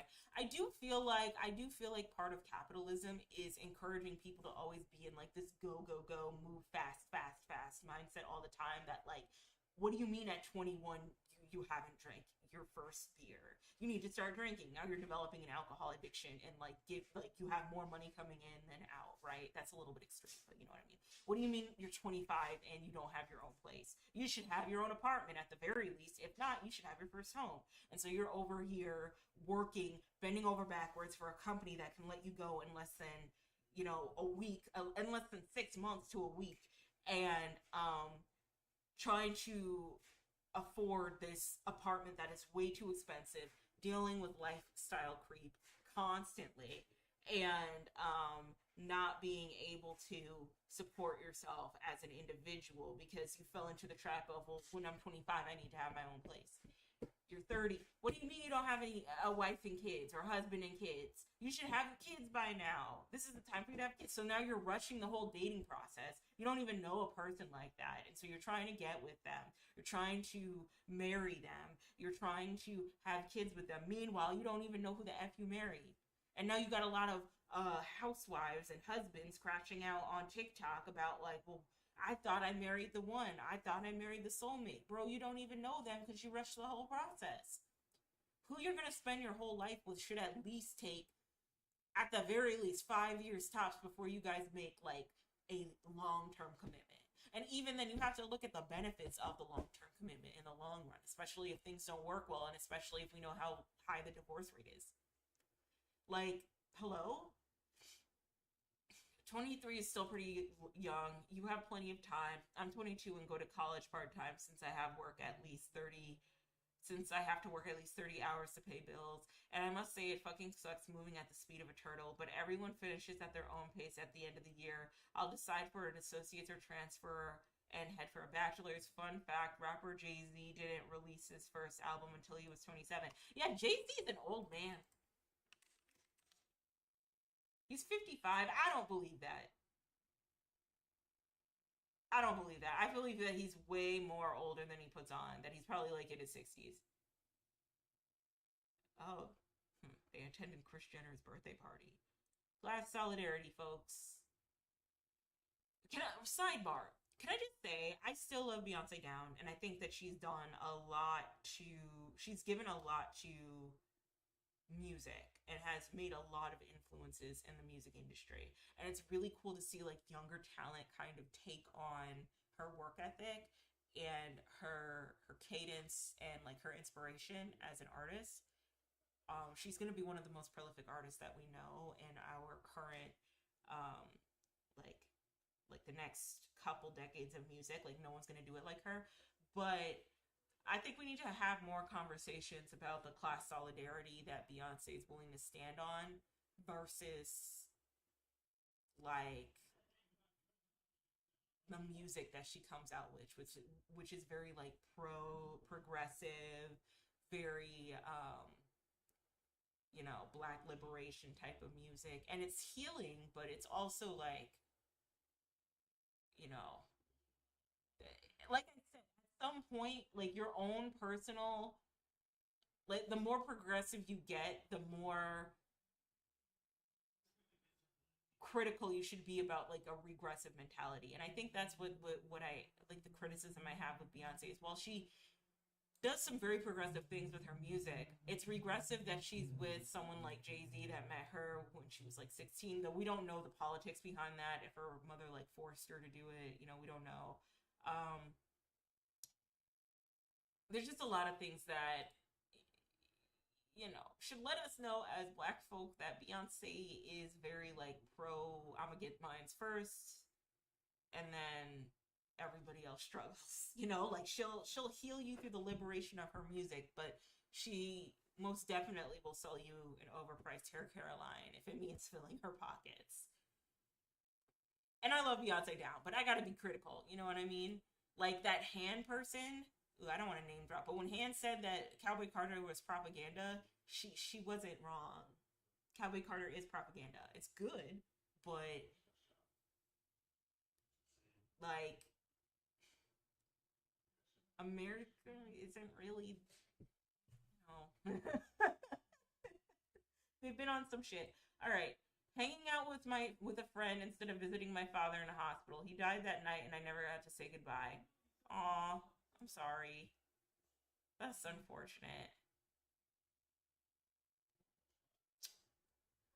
A couple years ago, my best friend's mom kaput. She had Lou Gehrig's disease and had been deteriorating for some time, so she was living in a nursing home. Finally, it got to the point where we knew the end was near. For 5 days, my friend and I camped out in her room. People brought us food, and we left maybe once or twice to take a shower. Even though she was unconscious, I had a gut feeling that she was clinging on to life for her son's sake. She wanted to protect him. She didn't want him to see her die. So on our fifth night, I told my friend to go get some sleep in a bed, and he did. I crawled up next to his mom on her bed and told her it was okay to let go. I told her she wasn't alone and that she was loved. I fell asleep next to her. In the morning, the nurse woke me up and gently told my friend's mom had passed. I know it's easy to say I should have been there, but take comfort. Okay, this isn't okay. Okay, we gotta change up things because this is sad. I know I should. But take comfort in the fact that you got to see him before he died. We don't always get the chance to say goodbye, and most of us don't say I love you as much as we should.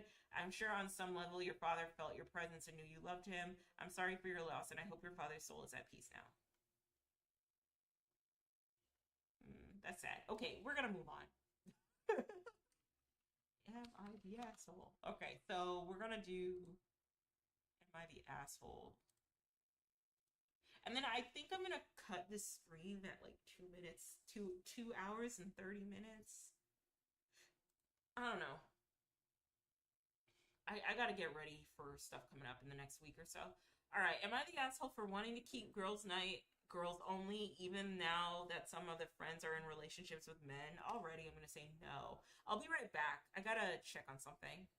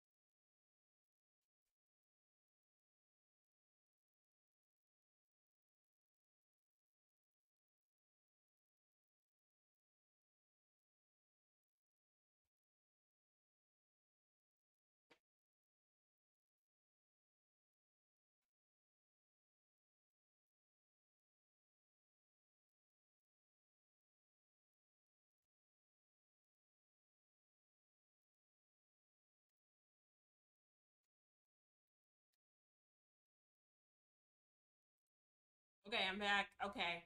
Am I the asshole for wanting to keep girls' night girls only, even now that some friends are in relationships with men?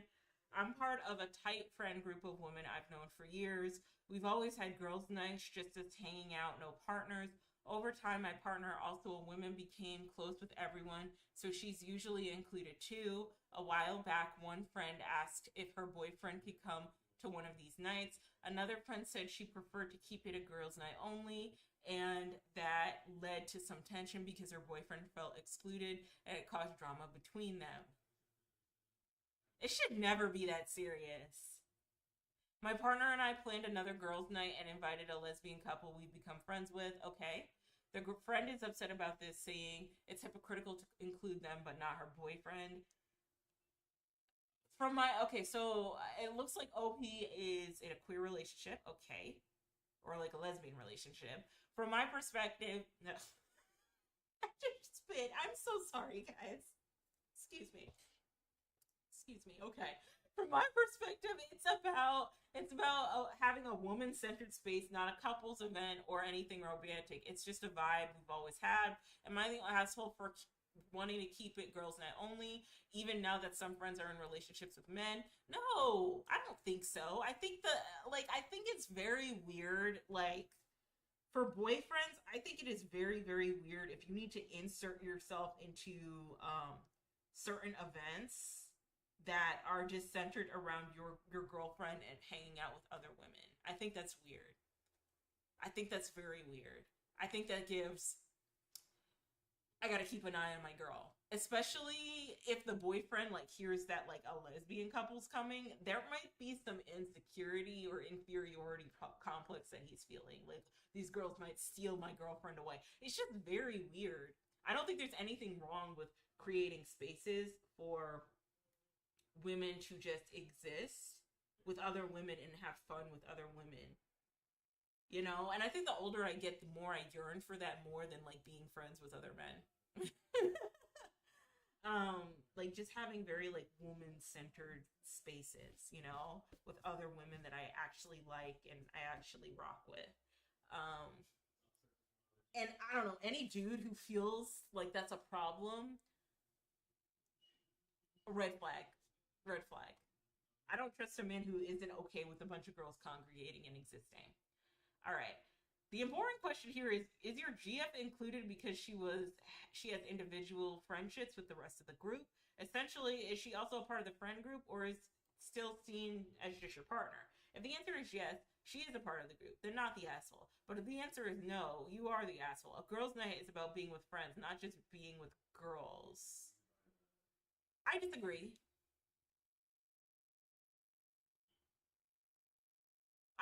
Okay, so I disagree and then I agree because sometimes I'll see on social media like some dudes who are like the honorary guy that's a part of girls' night, and you can tell that they don't want to be there, but they just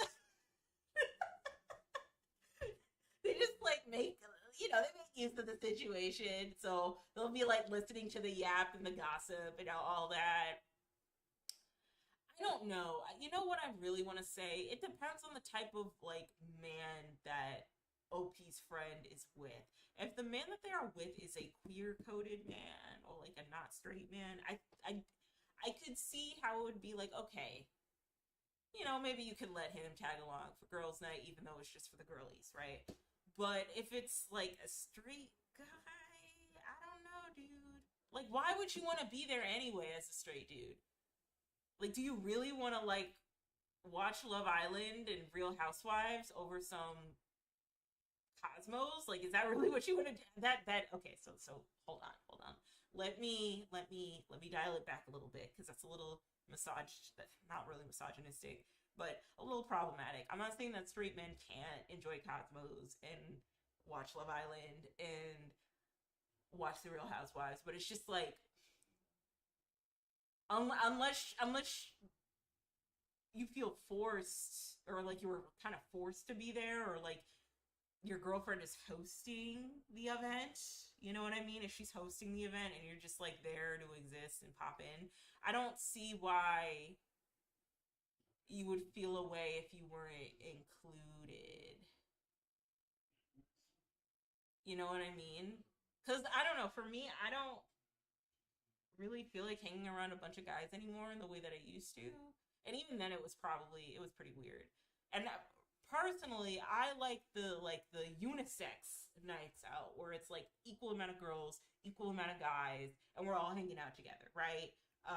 Some queer dudes, some not queer dudes, some queer girls, some not queer girls, but we're all hanging out together, Like I appreciate those a lot more. But like girls' nights, I could be completely here for. I rock with a girls' night that centers a lot of women. Like I don't think the boyfriend should feel a way that he's not being included, I guess is a way to put it. Like you can't be in everything. But I could make space for if he was like a little like if he was like queer, I could probably make space for him. If he's straight, like it's not me saying that like straight men can't enjoy socially feminine things that women enjoy, but it's just like I wouldn't. I don't know. It sounds like he's trying to control her, in my opinion. Um, if the answer is yes, she is part of the group, then not the asshole. But if the answer is no, you're the asshole. Girls' night is about being with friends, not just being with girls. Well, maybe it is about being with girls who are friends. A girls' night is about being with friends, not just being with girls. I think this is the best explanation. Both criteria are important. Male partners don't get to participate because they don't meet either criteria, but women partners who are socially A plus one among the core group should also be excluded because they only meet the one criteria. Okay, that's a way to look at it. They have a very egalitarian approach to this. I respect that. I respect that. But it really just depends on the type of dude because they can get very creepy really quickly. You know what I mean? Like having to lug your boyfriend along, like when you want to hang out with your girl best friend or with your group of friends. Like, I don't know. It just feels weird. And my male friend group, the gay guys' male partners, are invited to boys' nights because they're boys. Haha, perhaps girls' night should include more venting about your partner than boys' nights do. Honestly, this is a tough one, and I can absolutely see both sides, and I think this one is beyond Reddit's pay grade. There's just too many variables. What's the group's relationship with female partners, the male partners? Is there any specific reason why some women in the group may be apprehensive around strange men, even if vouched for? I mean, because they're strange men. Like, I don't want to go full blown Miss Sanders, but it's just like, some spaces should just be for the girly pops, you know, in my opinion. I'm side eyeing the dude. I'm side eyeing the dude. I'm going to assume that he's not queer and that he's a straight guy. I'm going to side eye the straight guy who wants to cling onto his girlfriend for girls' night. Him a little bit. Because it's like, why do you want to hang out with a bunch of these women so badly? It's like you want to keep an eye on her. I don't know. I know my partner wouldn't care. He'd be like, "Good, go, be free, be away." You stay in the house too long, anyways. So I don't know. Do these events take place at someone's specific house, or does the hosting get passed around? Everything is above Reddit's pay grade. Some of the worst advice I've seen here has come to this very subreddit with thousands of votes too. But to your point, yeah, this one particular has a lot of moving parts. Let's see another one. I'm going against the grain and say you are the asshole. For starters, I'm queer. Now that everyone is coupling up, I would feel so hurt if people's partners were allowed to simply because they were also female, but my partner couldn't because they're a man. I understand it's girls' night, but you're making your straight heteronormative seeming friend excluded by not allowing their partner, but everyone else can just because they're woman and queer. I would keep girls' night separate from the partners, then include a partner's night, so everyone's included. Okay, so that's fair. Again, a very egalitarian approach. But okay, here's the thing. Here's the thing. Here's the thing. Here's the thing. Here's the thing. I don't think, as a queer person, you should really care about making your straight heteronormative friend feel included when there isn't really a lot of spaces for queer people to exist and vibe and live comfortably. It's like the biphobia conversation all over again because I'm bisexual, right? So I feel like I can say this. I feel like I can, but sometimes I feel like bisexual people like to overstep boundaries for spaces that are clearly not for them. Okay, so if lesbians are like, "Hey, this is just for the lesbians," if you're a bisexual person, like, sorry, but you have your own space. This is just for lesbians only because there's not a lot of us out there, or we're severely underrepresented. There's not a lot of community for just us. And then bisexual people come in and are like, well, you're being biphobic. And it's like, well, I don't think you're understanding that because you have the luxury of being attracted to both a woman and a man, and having that attraction towards a man gives you more privileges in queer spaces than if you were attracted to a woman exclusively, then like you kind of, like, in my opinion, you kind of have to see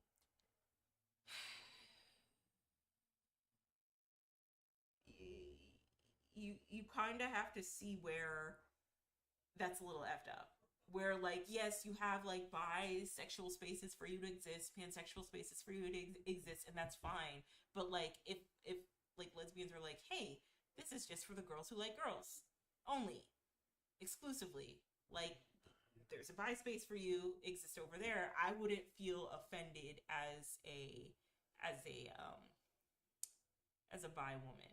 I would just be like, okay, well, I'm gonna just be over here in my bisexual space because I know that I have that privilege of, well, if I wanted to, I could be with the guy and it'd be socially acceptable than if I were with a girl. And it feels like that in this instance too. Except OP is queer. And I don't think, like I said, I don't think it should matter whether or not your straight heteronormative friend feels comfortable or not, because there's not a lot of spaces for queer people to exist to begin with. So, if they feel excluded or if they feel like, sorry, I have to bring I can't, if I can't bring my boyfriend, I can't be a part of this like girls' night, then that's an issue that straight heteronormative OP's friend has to deal with. In my humblest opinion. I should not matter. Like, straight people have the most privileges in this world. It should not matter whether or not they feel comfortable. I don't know. That's just where I'm at with it. I agree with this. Both of my best friends went from dating men to dating women. One is married and one is engaged, and I think both of their partners are awesome, really great women, friendly, fun, etc., etc. As soon as they were in these now serious relationships, they assumed their other half should come along to everything we did together because they're women too. But basically, I just became a third wheel. My friend didn't. Oh, okay, so that's an interesting caveat. Third wheel dynamic. My friends didn't quite act the same alone as they did with their partners, so it changed their dynamic. I imagine that might be what OP's friend is feeling. It's becoming partial couples night, not just girls night. Okay, so that makes sense. That I can get with. Like, if you bring your partner, it's not about girls anymore, whether it's like a male partner or a female partner. It's more so about like, okay, so you have some couples here who are probably going to be booed up during the event, and then there's just your straight friend. That I can get behind. And because you're not bringing her man to like the event, which has other people's couples that are same gendered, which like technically by textbook definition is a girls' night. It technically doesn't give girls' night or doesn't feel like a girls' night because OP's inviting their partner and then OP's inviting their friend who is booed up too. They just happen to be women. So that makes sense to me, actually. That makes all the more sense to me, and I can understand how it can be exclusive. But this whole like straight heteronormative trying to make straight people comfortable, you can dead that. I don't like, straight people should feel more uncomfortable in my opinion. Straight people are the reason why we are in this situation that we're in right now with like life and existing. This is how I see it too. It was fine when it was just friends, but now that you're including partners, it seems really unfair to include only partners of one gender. Maybe this is just the thing I don't get. I am a woman, but I've never felt like I needed a female-only space, so perhaps there is some dynamic that works for you guys you want to maintain. But if I were your friend, I'd be pretty pissed and I'd start looking for other more inclusive friends to hang out with.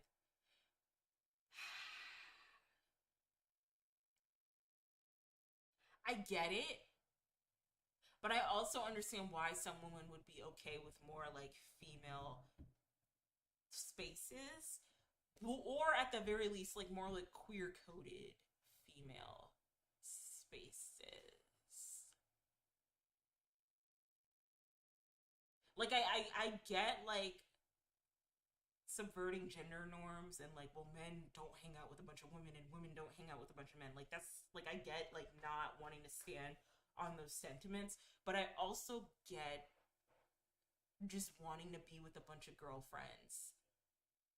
And now I encourage like, women build more community with each other because okay, I don't want to get on my soapbox, but I don't want to be a misandrist, and I'm not. I'm not.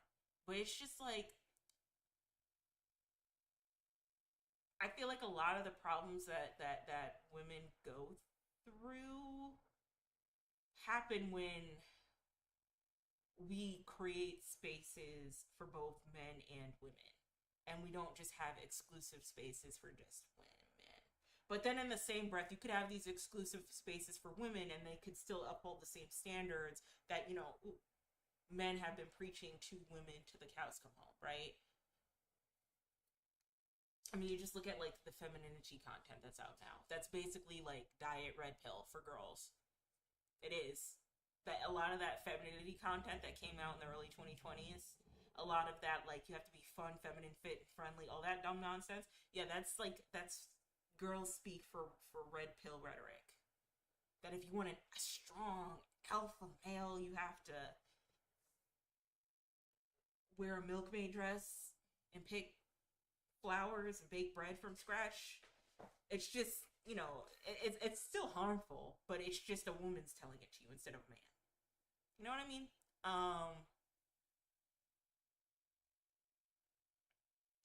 So I don't know. I feel like there should be more spaces for women, honestly, or like at the very least, if you want to open it up for like queer people, you know. Like I said, I like if my straight friend feels uncomfortable, they're gonna have to feel uncomfortable. I don't know.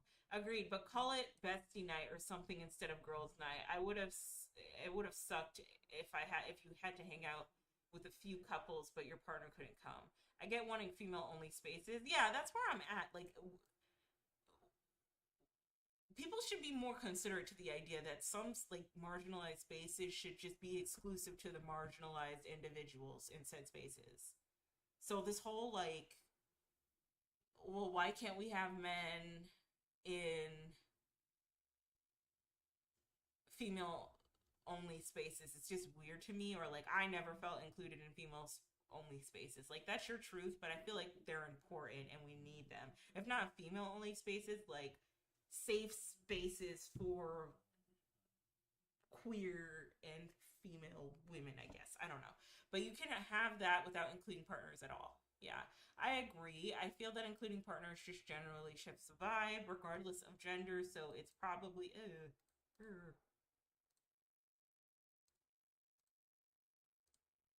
so it's probably better to keep the main hang partners free. And oh no, what happened? Damn it.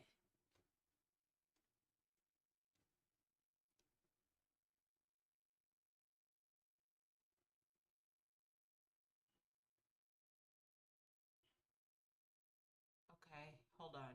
I agree. I feel that including partners just generally shifts the vibes regardless of gender, so it's probably better to keep the main hang partners free and have a separate one with partners. That said, I do think it's odd that the boyfriend is claiming that he is filling out. See, no one's talking about the elephant in the room. Like, why is it this straight? Like, it's not like OP straight girlfriend. It's like, well, why can't my boyfriend come? It's like the boyfriend feels left out. Like, that's a red flag. No one's checking that. No one's peeping that. Like, you're not going to be included in everything. Yeah, I'm bi. While I can't stand it when women expect to bring their boyfriend husbands to everything, I think OP is being hypocritical. It should be all partners or no partners. Yeah, and then if it's yeah, and then maybe change the title like girls' night. I don't know where I stand with this. Is I can understand that them wanting to have an exclusive space for women only, and wanting to invite their friends, their couple friends, like I get that. That should be okay. And I've also been with friends who are couples and like they're fun to hang out with. I don't feel like a third wheel. I just feel like I'm with my friends, you know? But also in the same breath, I can totally understand how like there should be more of a need to want women to just hang with other women, you know? And it is a big red flag that the boyfriend feels excluded and it's causing drama. Like it would be a funny thing, like, oh, I wish I could have come, and but like I get it, you be with your girls, but it's like he feels excluded. Like, do you not have other friends, or like why do you need to be a part of everything that your girlfriend does? Like every single event. That's weird to me. To me, that's weird. That's weird, and no one's calling that out, and everyone's kind of talking around in circles, saying that these night out spaces shouldn't just be exclusive to women. And I think I'm over here with the mindset of, well, no, maybe they need to be exclusive to women. you know Whether you are bisexual or pansexual or however you choose to identify, I think that if the more marginalized you are, the more exclusive those spaces should be to you. Women are like marginalized, so if it's just like a girls' night, then let it be a girls' night, even if like some lesbian couples or same-sex couples join in on the fun.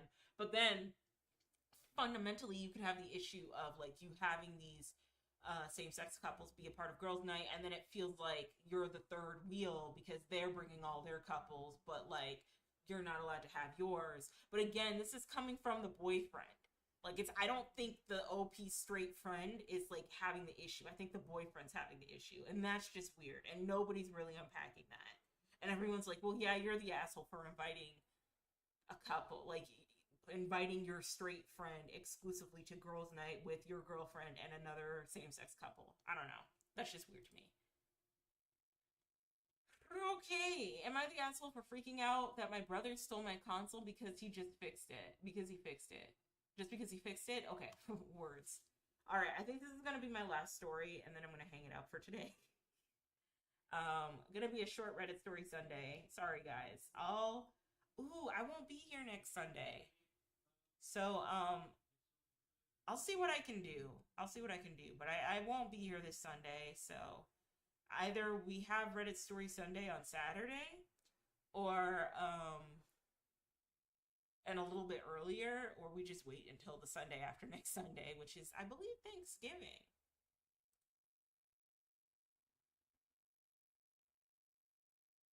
Thanksgiving adjacent, so no, I'm gonna be there all week. Okay. I don't know. We'll have to see. Okay, I'm 15, and this whole thing is seriously messed up. The Xbox Series S was my property. Are people still bumping to Xbox like that? Bumping to Xbox. Are people still playing Xbox like that? What is this? Why does it look like this? Dang. PS5 and Xbox really dropped the ball. What this looks awful. Like just from a design standpoint. Oh, this is a portable monitor. I don't know. It just looks goofy. All right, the Xbox Series S was my property, left directly to me by my dad when he passed away 3 years ago. Oh no, rest in peace. My parents were divorced, so this was never my mom's item. She had no authority to reassign it. A couple weeks ago, I accidentally broke the HDMI port. Since I don't have a job, I was planning to wait until the holidays to save up for the repair myself. Instead, my mom went behind my back and told my 17-year-old brother that he could take my console and keep it if he covered the repair cost. Why would she do that? She acted like it was a complete fair trade. The issue is that my brother has a job and makes decent money. He has no major expenses and could easily afford to buy a new Series S right now, but he chose to grab my sentimental inherited console, fix it for maybe $150, and claim it as his own property, exploiting my temporary broke status. When I broke my Xbox, I always let him play. Now that he seized it, he won't let me use it at all. I told him I will pay him back every penny he spent on repair, but he refused to give it back to me and acting like he bought it fair and square. Am I crazy for being furious? Because this feels like a total violation and straight up theft of an item I cherished. Am I the asshole for demanding he hand it back immediately? No, I don't think so. But your mom is fucked up for intervening for something that she has nothing, she has no business like discussing. Like, okay,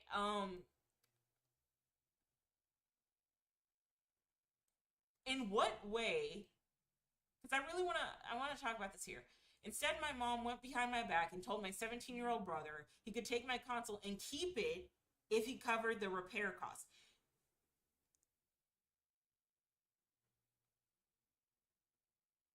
Why would you do that, mom? If you know that big brother is making money, like big kid money, why wouldn't you just tell big brother, hey, this is very important to your little brother.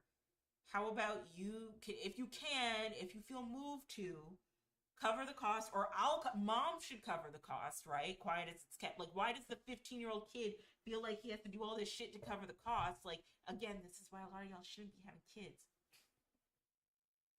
All right, let me stop. Because people might take offense to that. But, like, you, mom, should cover the cost so that your 15-year-old son could play with the sentimental Xbox that his father had given him after he passed away.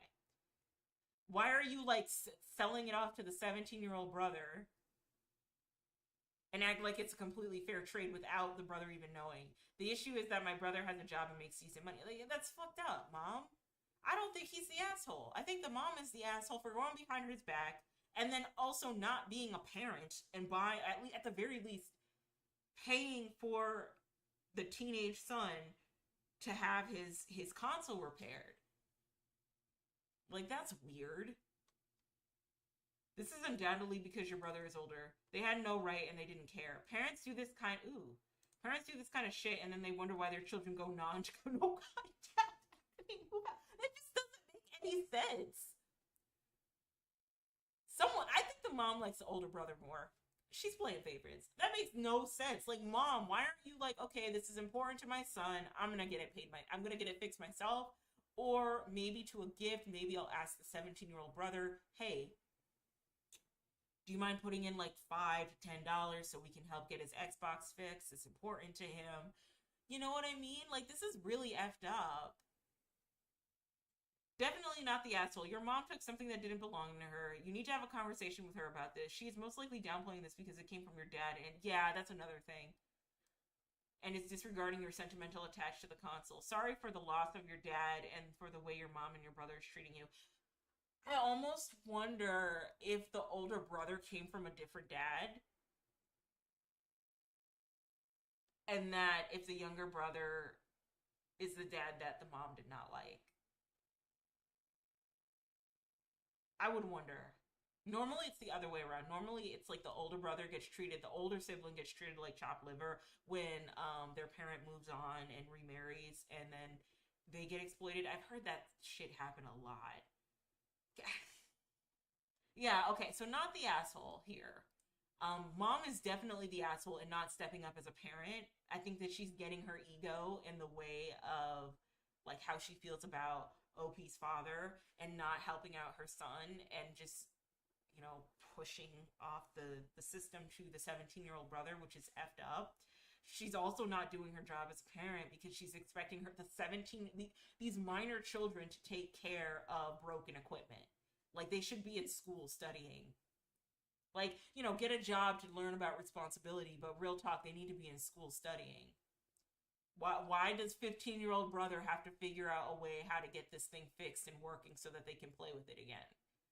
Like, that should be your job, mom. You should be paying for the repairs. Okay? And so I'm going to end it here and make closing thoughts. This is why I feel like co-parenting can be dicey. I mean, I don't have kids, so like, who am I to speak? But I can understand why some people nowadays are like, be careful who you lay down with and who you want to make children with, because I think co-parenting could work in a very like healthy environment, right? But when things get toxic real quickly and when you're trying to hold things over the other partner because y'all were in this story, like the parents were divorced, right? That's just not fair to the kid. That's not fair to the kid. Like, I feel like some people really should, if you're going to decide to have kids, I think there should be a good understanding that you need to put your ego aside to ensure that the happiness of your child is top priority. And I feel like a lot of adults don't do that. And I think another thing with like having kids, because I'm like, I don't want to have children, but like, I know people are going to do what they do. They want to have kids, and you know what? Babies are cute. I rock with them. So like, have as many children as you want, right? Well, have as many children as you can afford. All right, not as many children as you want, as you can afford. It's very irresponsible to have a bunch of children and then have them be put into a impoverished situation that they have no control over and then turn it on them and act like they're the problem. That's very messed up. So I think that when people have kids, especially when they have kids when they're not ready, technically you're never ready when you have children, but when you have kids unplanned or have kids when you know for a fact that you're not ready for them, no matter what age, it like stuff like that, like your own ego gets in the way of a lot of things, and you really haven't like come to terms with who you are as a person and where to like put um when you should put your ego aside for certain situations. And I think this is the prime example of it. Um, because mom really should have stepped in and handled the situation and just been a very, like a parent, a non biased parent, fueled with whatever emotions that she might have towards the father, and just be like, you know what, I'm going to get this Xbox fixed because I know it means a lot to you and your dad. Like, respect the relationship that the son had with their late father. I think that's very messed up. And I think that is why, when it comes to co-parenting, people need to be very careful who they want to make children with, and be very careful as to whether or not they're ready to have more kids. Because if you are holding things over your child's head because you have beef with the parent, you're not a good parent. Respectfully. Um, yeah, but that's unfortunate. But anyway, I think I'm gonna wrap things up here. I know the first hour I just yapped about my job. Um, I just yapped about it. Sorry, but I had to get it out. And I think it's a very important lesson in like, and I'm glad more people are having conversations about this. I'm glad more women are having more conversations about how there's a need to humble women who seemingly have a lot more going for themselves, especially amongst different generations. I think that's very important, or just different age groups. I never, ever, ever want to be the person who's like that. There's some things that I will just like clock a generation collectively for, and really it's not like clocking as much as it's just like,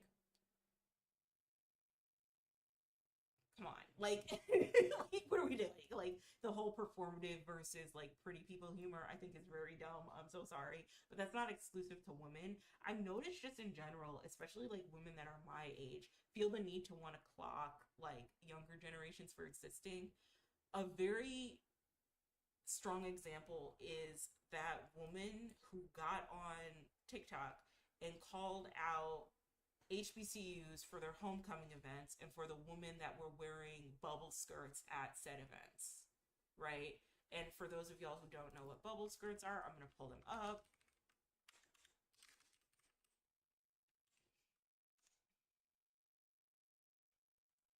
So these are the bubble skirts. They're like a pleated skirt, but instead of the pleats, it's just bubbles. Like it's like the a puffy fabric. I guess they fold the fabric over and then they put like some stuff in it or air or whatever. And in all honesty, I'm not really a fan of the bubble skirts. And it's not really because of like a modesty situation, which is what the TikTok yapper was trying to make it. Modesty situation that a bunch of black girls were wearing bubble skirts at an HBCU event, an event to gather and build community and I guess celebrate with the young college students, right? But they just look weird to me. They just look ugly, you know, like whoever wears them, right? But I remember that the TikToker was talking about how a lot of the black girls that were wearing these skirts, you know, I remember this so fondly because I think it's so fucked up. She said, "Well, you're not built like Sabrina Carpenter. You're not built like these white girls, so you can't wear the same things that these white girls wear." And immediately, I was just like, "Excuse me." And the reason why I was like that is because uh you're instilling the same generational trauma that has been put into you about there being a problem with these young girls' bodies because of how they carry their weight. And I'm pretty sure you went through the same exact thing when you were younger, wearing the same thing that you've seen other girls your age wear because of just how you were built as a woman. And so instead of being like clocking the people who are looking at you in that hypersexualized way, you're putting the blame, just like your aunties and your grandmas and your elders put on you. You're putting that blame, projecting that blame on these women who are built a certain way, right? Who carry a little bit more meat on their bones, or maybe they don't, in the name of, well, I'm just trying to look out for you, sis. I'm just trying to be the big sis that's just telling you what it is. Your body isn't built for these bubble skirts. I'm just telling it like it. Like, no, you're just being a mean girl. You're being a dated, aged out mean girl. And I think I'm noticing a lot of like the older generations who want to clock younger generations, they're being a dated mean girl. And they are not, it's like they don't want to accept the fact that the world isn't catering to you, that you are aging out of the group that is getting catered towards. And so what was ironic about this person talking about like HBCU girls wearing bubble skirts and how it was inappropriate for a homecoming event, which I've never been to an HBCU, but from my understanding, the homecoming event is just an event. It's like a party. It's a party for a bunch of like 20 some odd year old kids, which like, okay, like that makes sense. You know, so of course you're gonna wear whatever you want at like 22, at a party, at a get together, you know. But this person, this TikToker was talking about how it was severely inappropriate and how people need to do better. But then when they pulled up their pictures for homecoming, because they were trying to use an example, right? They were basically saying like, oh, it's very inappropriate, it looks stank, blah, blah, blah, right? But then they pull up a picture of them looking like a video vixen in the back of a Nas music video. Hip hugger jeans, crop top. And that's where I get frustrated. And that's why I don't like generational shaming in that way, right? Because you're like shaming, like you're literally doing the same shit that y'all's aunties were doing to you. Shaming them for their bodies, shaming them for how they look. Like, you don't want to break the generational trauma of that and how harmful it could be for younger girls. You just want to keep continuing the cycle because, like, as some weird form of hazing, because it's what you had to deal with when you were older. But here you are looking like an early 2000s video vixen for your homecoming. So, like, what are we talking about here? You sound stupid. I don't know what it is about, like, especially women, I'm sorry, I'm gonna clock y'all, where you guys feel like you need to humble the generations ahead of you. Maybe it's because they get to wear and do things that you didn't get to do, that you felt like you could not do. Maybe it's because you think it's an initiation process, that you should wear seniority on your sleeve, which the older I get, the more I realize you should not be able to wear like seniority. Just because you're older does not mean that you know more. Like, like I mean, look at how things are looking in the country right now. A lot of old folks have clung on to a lot of power, and we're all sitting here like, okay, this shit isn't working. Some of y'all need to quit your jobs. Gen X should have been the main ones to be like, Biden, you're too old. Sit down. Trump shouldn't even be he shouldn't even be considered. Sit down. Like, you know what I mean? Like, and it's not to sound ageist, it's just to be honest here. Like, it's not an initiation or a rite of passage to want to humble the generations ahead of you, because that's what happened to you when you were younger. Or that's what your mother did to you when you were younger. Or that's what you think you would do if you had a younger sister. Like, no, you're being toxic. You know? And then when you meet a woman where you know for a fact there isn't a way for you to humble them, that they don't need to cling on to the level of disrespect or shitty behavior because they have options. Now you got a problem. Now I don't like her. I don't like her. Okay, we know why you don't like her. But real talk, to go back to the bubble skirts, like, you know, she's wearing this really cute. I would probably change the shirt, but I know this is what is this, broquette? It's where they incorporate jerseys with like coquette fashion. So it's like sport jerseys meets coquette fashion. Bloquette or broquette?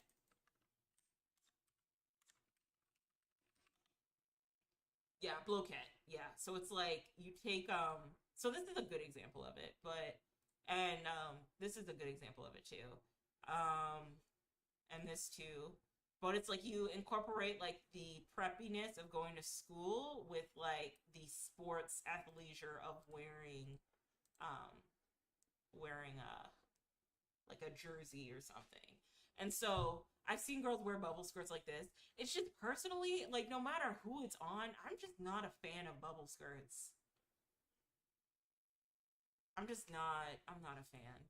She's wearing this well though. I like the red jersey and the white, but yeah, I've noticed even like okay, Pretty Little Thing. The Pretty Little Thing did their rebrand, right? Oh my God, this has nothing to do with Reddit. I'm sorry, guys. I'm all over the place. But you see how they're doing their luxury rebrand? I know people were talking about this like a couple months ago, but they rebranded from being like bad bitch city girl outfit attire to like old money chic.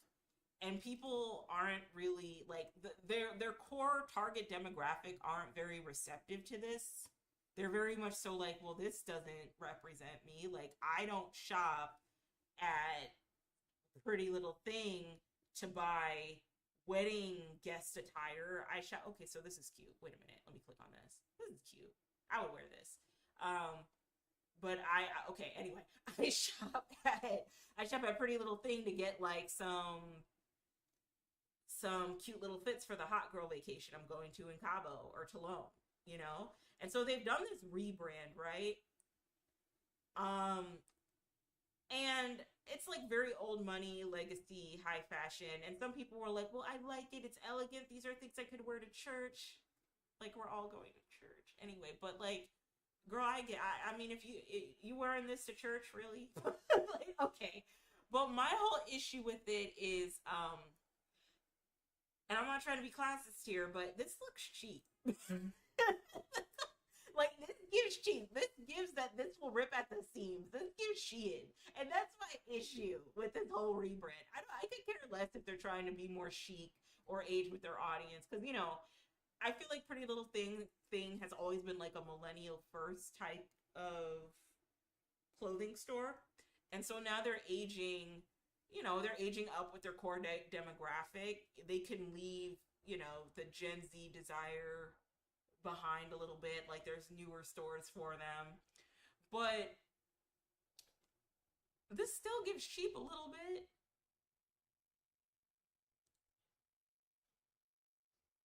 This gives cheap. Like it's gonna like this. And then another thing is that everybody's skinny, right? Everybody's super skinny. There's no plus size models. We're going to like this very like elegant chic, but really it's, you know, fashion is political, guys, so put two and two together. And let me tell you something. I'm mid-sized, right? If I wear something like this, even if I was like at my lowest, which was 135 degrees, I looked like or 135 degrees, 135 pounds. By the way, I looked like I was dying at 135 pounds. I looked like I was like going hungry. But this would still not sit on me well. And you want to know why? Because these clothes just look cheap. They look cheap. They're trying to give old money classy legacy, but the quality isn't there. Like this isn't there at all. Another company that's done the same thing, this is an alternative brand, and I actually like a lot of the stuff that they've come out with, but Killstar has also done the same thing. I didn't know that they were like way more inclusive and just way more diverse in their fashion aesthetics in like the mid to late 2010s. Okay, so those boots are nice though, right? Come on, guys, those boots are it. But low key, I know that some of the alternative folks are mad that Killstar has done this like aggressive rebrand, but some of the stuff I would probably wear on here. I'm not gonna lie. But Killstar is another one where they've completely rebranded from like the early 2010s, where they used to be very like inclusive, all different body types, all different shapes, you know, all different ethnicities, I guess maybe, and you know, they had like a very like edgy, very edgy style, and now it's very like muted and watered down, except I like it. I like it personally, but I also really like the edgy style too, right? But like this is you know, I personally would like to wear something like this. It's just if I want to hang out with my friends, probably not then, right? I don't know. And this is cute too. This is cute too. I feel like if I wanted to dress like when I get enough money to buy the clothes I want, I probably like I would definitely buy something like this. But this is completely different than oh yeah, this is pretty. This is hauntingly beautiful. But this is completely different than what they were coming out with like years upon years ago. They were basically like Pretty Little Thing, but for all alternative people. So I think it's interesting. Like, okay, so this dress though, I don't, I feel like a Renaissance character. Like, like I'd be so into this, but it's a complete like a drastic shift from what they used to have. Let me look at clearance real quick to kind of gauge what they used to have. Like, see, it was a little bit more edgy, a little bit more risque, graphic t-shirts, interesting tops, corset top, you know what I mean? Like these type of shirts, which like I'm a big huge fan of, like this type of dress. Um graphic t-shirts and see they've muted that down a ton and now we have this, which is it's still a moment, right? But some of us might not be ready to dress like this yet. Some of us might not want to dress like this at all. But again, this was like the Pretty Little Thing for alternative people, right? Okay. And so then, because I believe that there is a place for stores to change their like rebrand themselves as a way to be palatable to those who want to have like a more classy approach versus those who want to have some of that like party girl bad bitch type energy, and there's a way to do it without like straying away from your core target demographic audience. And so a good example of that is Opoly. So yeah, confirm shipping location. Oh, Polly does it so well. Close. Where they have very like classy and chic outfits. Like, let me see if I can find. If I type in milkmaid dress. Like, okay, wait a minute. Blazer. So you see how Pretty Little Thing had the same little blazer, right? Oh, Polly has that same blazer too. But like, don't be fooled. They also have like bad bitch outfits too. Like, they have very classy outfits that you can wear, right? Very cute, very chic, very elegant. But then they also will come with the quickness with that bad bitch attire. Like, let's see here. Like, see this? See that cohort? See this? Like, they never felt like they were straying away from their target audience. Like, this is cute. This is very cute too. It just always felt like they were just adding on. Like, okay, you still want to be a bad bitch, that's fine. But also, like, this is chic, yeah? And it is. It is. And I feel like that's the way to do it if you want to do like a conservative type of rebrand. You know what I mean? Or like lean more conservatively outfit wise with your rebrand and clothing wise, is that you don't want to just like scrap everything and then just be like, this is us now. Get used to it. Ease people into it and then don't stray away like your core audience. Like, you can get these type of outfits, which I think are very cute. And then you can also get dresses, like bad bitch outfits. Like, come on. That's bad bitch attire right there. You can get all those things. And you will be okay. I think that's what people should be doing. You know what I mean? And these are still very cute, very pretty, and they haven't strayed away from their audience at all. And then even House of CB, the originators of the milkmaid dress, which I still haven't gotten. I need to get me a milkmaid dress. I know I shit on those milkmaid dresses, but I feel like a gothic milkmaid dress on me with my titties, I would kill it. Okay, but anyway, they had the bandage dress. Yeah, they have the bandage dress. They brought the bandage dress back. And so they still have like their elegant outfits, but like that bandage dress definitely gives 2010s trashy. Like, do not get it twisted. And they brought it back, which I'm here for. Dresses, um, bandage dresses. See, 2010s trashy. And then they also have the milkmaid dress. So Yeah, never alienating your audience, right? Always going back to your roots and what you know. I would really love a bandage dress from them just to see how it sits on my body. Milkmaid dress. I'm pretty sure people have typed it before. Oh, okay. Well, maybe I have to go here. Dresses. Sundresses. I think that's what it is. Yeah, see, they still got the milkmaid dresses. So you can get that fintech bro at that bar with your French 75 drink and live your soft life. They still got them, and they're still very pretty. But they still have their bandage dresses too. Like, don't get it twisted. So, yeah, that's all I want to talk about today. All right, so we're at the almost like the 3 hour mark, so that's fine. But yeah, guys, thank you all so much for attending my stream today. I really appreciate it. I hope to see you guys this Tuesday and Thursday. Sunday is still up in the air, so I might make the decision of doing a surprise stream on Saturday, or I'll just be streaming I think, again on Tuesday the 25th. I'll be streaming again on Tuesday the 25th. And, yeah. Tuesday the 25th, and then Thursday the 27th. When is Thanksgiving? I don't know. I was so stressed out during this vacation. It's for my job. Ugh. Like, it felt like there was, like, no effort to, like, boundaries were disrespected, I guess is the way to put it. So, um, anyway, guys, when it came to work. Anyway, guys, thank you so much for, watching my stream. I really appreciate it.